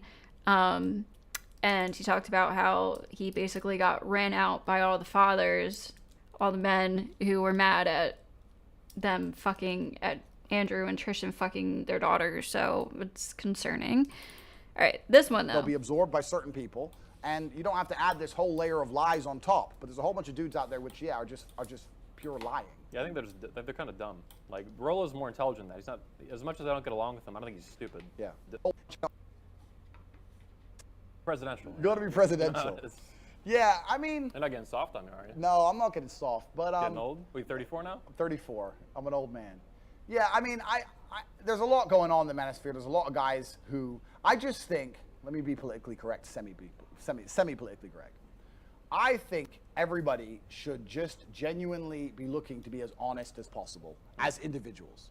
And I think a lot of the reason why they lie is because they feel like they wouldn't have a brand or they wouldn't be able to say anything if they told the truth. And that might be true. Yeah. But, however, that you could still come at it from the angle of, and this is one thing, I know you're not a fan of Rollo, I'm going to stick up for him to a degree. Rollo doesn't say he's out there slaying pussy, right? He says, look, I am a theology, I look at the theology of it, I look at the study of why I think certain things happen. He's a keyboard warrior. Yeah, but he's not saying I'm out there a playboy, really. He's saying, look, this is what I believe the theory is. Yeah. So you can't hate on him for saying, look, I'm a theorist, here's the theory. Yeah. That's fine. And he's managed to be quite successful just doing that. If he were to start lying and saying, I'm fucking all these 16-year-old women or 18-year-old women, whatever the law is in America. 18? It's 18 usually. You get married at 16. All right, in Romania it's 16, sorry. Yeah. So if I'm fucking all these 18-year-old women, blah, blah, blah, well then he's added a bunch of lies on. So that was kind of a weird slip up, right?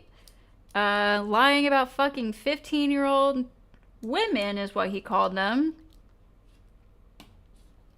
On top of the character, I don't understand why. I think if you truly have something to say and you truly understand the game, You don't need to tell a bunch of lies about women. If you actually have insights, you could do what Rollo did, which is pen your insights. If they're useful and if they help people, they'll be absorbed by certain people. And in Romania, it's 16. Sorry. Okay, blah, blah, blah. What's this? Oh, this is a... Alright, so this is a tweet from Tristan. It says, remember guys, 30 is the first year you can legally fuck women half your age. Don't feel old. Life gets better with age. So... What is half of 30? 15. This is a tweet from Tristan. Remember, guys, 30 is the first year you can legally fuck women half your age. Don't feel old. Life gets better with age. He's talking about 30-year-olds fucking 15-year-olds. So that's a that's a tweet from Tristan Tate talking about 15-year-olds as a 30-year-old. There's only a couple left. Actually, this one, I can't see her body, but that's kind of a hot face. Oh, she's Olivia. Jesus Christ. I was the second man she ever fucked in her whole life. Beautiful, big, natural tits. So cute. Man, it hurt her at every moment that I was doing it, but it felt good for me, so who gives a shit?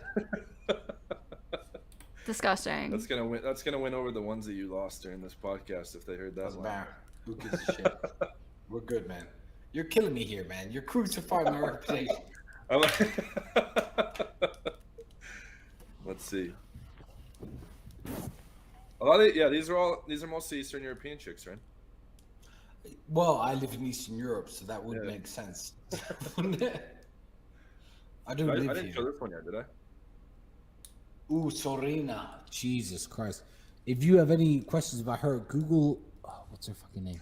E-Y.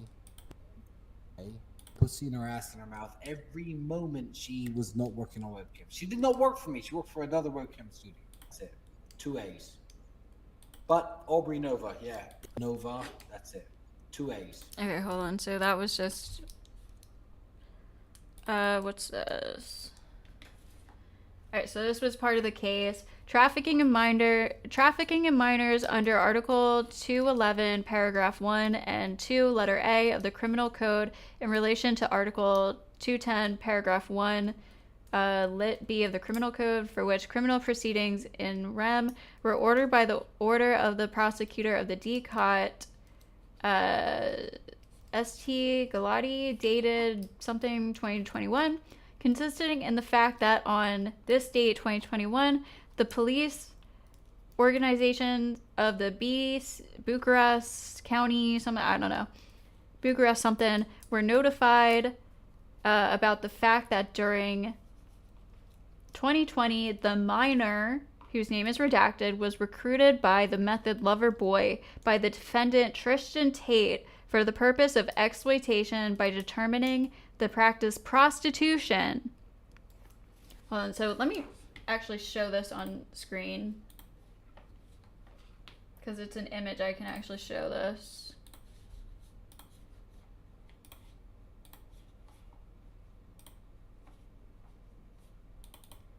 So I guess that's probably most of the minor videos. Besides Tristan talking about, fucking the 17-year-old virgin again, which we already watched. So yeah, this is from the indictment where it says Tristan Tate. It's underlined and highlighted. Tristan Tate in 2020 recruited by the Loverboy method a minor. By the way, a minor in Romania would be somebody under 16 for the purpose of exploitation by determining to practice prostitution. So he recruited a minor to practice prostitution by the Loverboy method. So yeah, these guys are like no fucking joke. Let's see, what's this too? Oh, and this is actually the DCOT press release that says the same thing. It says that the minor was 15. She was transported. Okay. Let me see this last one. I quit 2 years ago, around age 36, I guess, and it just fucking crept up on me. It's got to be unsustainable. Guys, if it creeps up on me, I'll quit too. This is the first alcoholic drink I've had in 4.5 weeks. Why? Oh, wow. Because I feel conversations flow better with alcohol, and good for, I mean, whatever. Yep. Anyone worried about me? What are my views on drinking? Like, man, I'm a fucking strong, muscly man. Oh. That girl's. Yeah, this is the whole thing, but he talks about taking the virginity of the 17-year-old. All right. So that was a long intermission there. But yeah, these guys are, and now they're being charged with child pornography. So there's literal evidence besides their charges and them talking about fucking 16-year-olds and 17-year-olds. Yeah. Which I think most people don't really understand. Yeah. And they can look it up. I mean, but you're not actually accused of rape, selling anyone, pimping. Right, that's why I brought this up, because Tristan, or fucking Tucker Carlson is being a fucking idiot and doesn't realize, even though the charges are public, that he is accused of sex crimes. And Tristan is actually accused of trafficking minors for prostitution. That right there raises a lot of questions. We were told that there was a woman who went to the UN who escaped your grip, and that, you know, she said, I've been held captive. And then after they investigated, they came up with what it sounded like regurgitated Andrew Tate videos. The lover boy method, which is in one of your videos where you're talking about women. So there's no, just to be clear, you are not accused of pandering, of pimping, of forcing women to have sex with anybody. No, not forcing them to have sex, not restraining their movement, not stopping them from living a full life, but the fact that we are somehow convincing them to have TikTok. Very interesting. I don't think... But there's no actual... I'm asking you this because I do think it's a widespread belief that you were accused of pimping. Yeah, no, that's nothing to do with any of this case. Absolutely nothing. So it seems like during that time where they held you in the cell, perhaps the initial case that they fed to the media fell apart. Yeah, I believe what happened, and I have to be very careful what I say, but what I believe happened is in April of last year, Tristan and I had some visitors here from America who were only in the country for 5 days, made some very strange demands financially. When they were rejected, they called the American embassy and said they had been kidnapped. Those two women, we deem now to be professionals. They tried to find evidence of any kind of crime at all. They couldn't find any crimes whatsoever. They then raided my house for a second time with the intent of getting my electronics, which they got. They went through all of my electronics and they could find nothing of actual criminal intent. What they did find is my brother and I and our personal assistant, because at the time, if anyone who knows the internet or has been around for a while will remember, my face was all over TikTok. You could not get rid of my face on TikTok. Me and my brother were explaining our strategy for how we got so big on TikTok to some friends of ours. They then said that we were forcing them to do the TikToks for our money, for our brand. They made this huge reach and said it's human trafficking because we're forcing women to make TikTok videos. But force, what does that consist of? Forcing someone to do something, are they accusing you of using violence or? No. They fed that to the media, that you kidnapped someone. They literally are. They put it was in the indictment that Candace Owens fucking showed on screen. She fled to the U.S. Embassy, and all of a sudden we learned that they're investigating you, and the charges then go from kidnapping to subjecting them to forced labor, forcing the victims to engage in pornographic activities,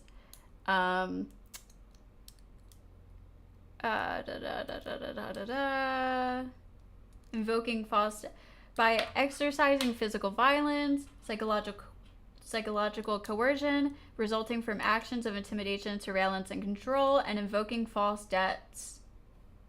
Like, it's literally right in the indictment. Well, actually, what he was doing is a lover boy method, which we're saying is human sex trafficking, and that these women didn't know what they were getting into. They thought that he was going to marry them, and actually what he wanted them to do was just to make TikTok and OnlyFans videos. Yeah, so I'm accused of using a method of human trafficking called the lover boy method. So how that would traditionally work is a man would meet a girl, become her boyfriend, take her to another country, turn her into a prostitute, say I love you, like pimping. Of course. So the lover boy method. Like, Andrew actually knows what it is. He literally just described it. He's like pimping, like, yeah, like what you've been calling yourself for the past 6 years. Traditionally, the way it would traditionally work, the reason it was criminalized and added to the criminal code At is the that time this video was I would recorded. be a Romanian man and I would meet a Romanian girl. We would get married. at the time this interview was taken that we're watching. Just part of it. I'm not married to anybody. We'd get married. We'd move to a richer country. You promised marriage. You go from a poor country to a rich country, let's say America. You put the girl into sexual work, let's say prostitution, and then I'll keep all the money and I'll control her or coerce her by pretending to love her. That's what they're saying. That's how it traditionally works. They've accused me of using the lover boy method because basically I was a nice person. Accused me of using the lover boy method, coercing. He was so close. He literally just described it perfectly and then described what he did and then just boiled it down to, they accused me of being a lover boy method because I was nice. Them by being nice. So that's not what the He's lover boy. a lover boy. That's not. not. Of course it is. Andrew, that's not what the lover boy method is. Absolutely it is. The lover boy method is where perpetrators woo victims with the prospect of a loving relationship until they can be forced into abusive situations or a form of slavery. This is garbage. That's actually what it means. If you make them really fall in love, real love is the answer. If they really fall in love with you, they're willing to turn their eyes the other way. And some of them are lucky because you love them back, and some of them are madly in love with you and you don't give a fuck about them, but you use that power to continue living the way you want to live. If you're not fucking the girl, she is fucking someone. We've already seen these clips. Me and live in my house and make me money. That's what I'm artist. I mean, I was all about trying to get paid. Like I used sex as a tool to make women love me so they'd obey me and live in my house and make me money. That's what I wanted. So I was a pimp in that sense. I was nice. That's the thing that's so, most people don't understand about the law. It's so ridiculously subjective. If they want to weaponize it and use it to attack you, that's exactly what they'll do. And this is the thing that's so interesting. When you finally end up the enemy of the Matrix, Me too. and they use the legal system as a weapon to punish you for having an opinion, you realize how subjective the law is, right? Because it can be a weapon. When you have something subjective, you can just pick and choose. I think there's so a they few sit and say, new things in here. human trafficking is a woman doing something for financial gain against her will via emotional coercion. Well, he knows these two girls, they have TikTok Emotional coercion? Convincing her. I created a system that allowed me to convince girls to do this, allowed me to retain 100% control of their income. I know how to make sure the girl can't run away. I didn't beat them into doing TikTok. I didn't force them. I didn't threaten them. In fact, I was like, yeah, you're very pretty. You can be pretty famous. Was there You can do any well." element of coercion? How can there be an element? What does that even mean? Let's be professionals here. What does that even mean? What do you think coercion means? I never raised my voice. I never scared anyone. I never hit anyone. Nothing like that. It's the complete opposite. It's kind of like, I wouldn't say manipulation, but very convincing. I'd have sex with women to get their money. I didn't want to have sex with them. Like, oh, how help me out? You're like, hey, baby, how are you? So did you Hey, did if you you were promise nice. did you promise to marry these women? No, I didn't promise to marry anybody. And if you so this is probably the last part we're gonna stop. He straight up tells Candace Owens, no, I didn't promise to marry anyone. These were the text messages we read at the very beginning of the stream. I'll read a few of them. If you are my wife, I want you to be involved. She says, I trust you. He tells her that he has a plan to buy a house for her. We remember this.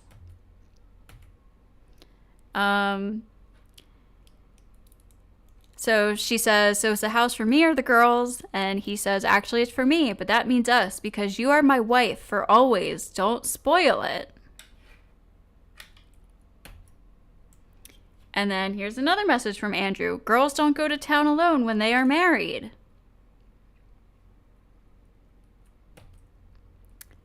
Another one from Andrew. You must understand that once you are mine, you will be mine always. A woman never leaves her man. I will be the last man in your life. Then he says, First, I have to see in your eyes that you will never be able to live without me, and then I can trust you to show you everything. She said, bring a ring with me when you come. Or she said, bring a ring with you when you come. He said, can you be a loving enough wife to always be near me wherever I go, talk to 0 men besides me, ride or die? And then he said, you have to move to Romania with me so I can keep an eye on you. So just straight up, flat out fucking lies to Candace when she asks, did you promise anyone to marry them?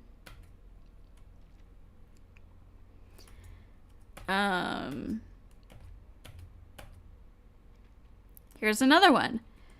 You are mine, don't forget that, and act like it. We'll be together soon. She said, what do you mean I act like one? He said, you should know what it means to be a good wife. I have said many times that you should live in Romania. She says, okay, I'm coming with you. This is my girl. Give me a few hours to make a serious plan. She asked if she can trust him. He says, yes, you can. You'll move to Romania with me. I'll plan when I get there. First, I have to go to Prague for a few days. And he says, and I want to know that you are determined, serious about marriage. And she says, yes, I'm serious.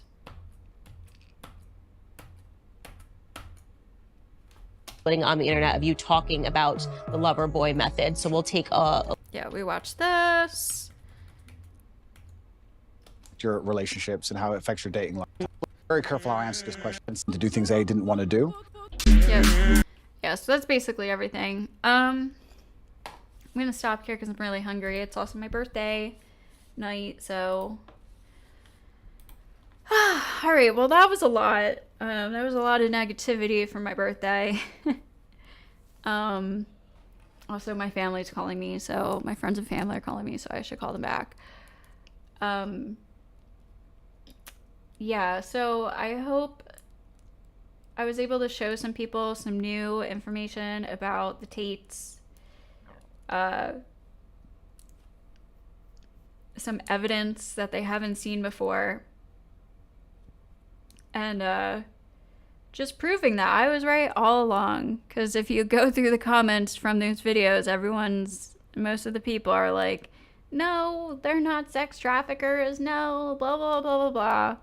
Well, now they're being charged with 19 charges of child pornography, more rape charges, and beyond. And it's not looking good for them. I think people are finally starting to wake up to this shit, so... just wanted to bring up the old evidence, revisit my old videos. And yeah, look into, do your research, you know what I mean? Like, just, you can't trust journalists, apparently, these days. I probably couldn't trust them ever, to be honest. I mean, it depends on the person, of course, but... Alright, I'm getting tired and hungry, and it's my birthday, so I'm going to go now. Thank you, everyone, for being here. Please like the stream if you like the stream, and have a wonderful night, people.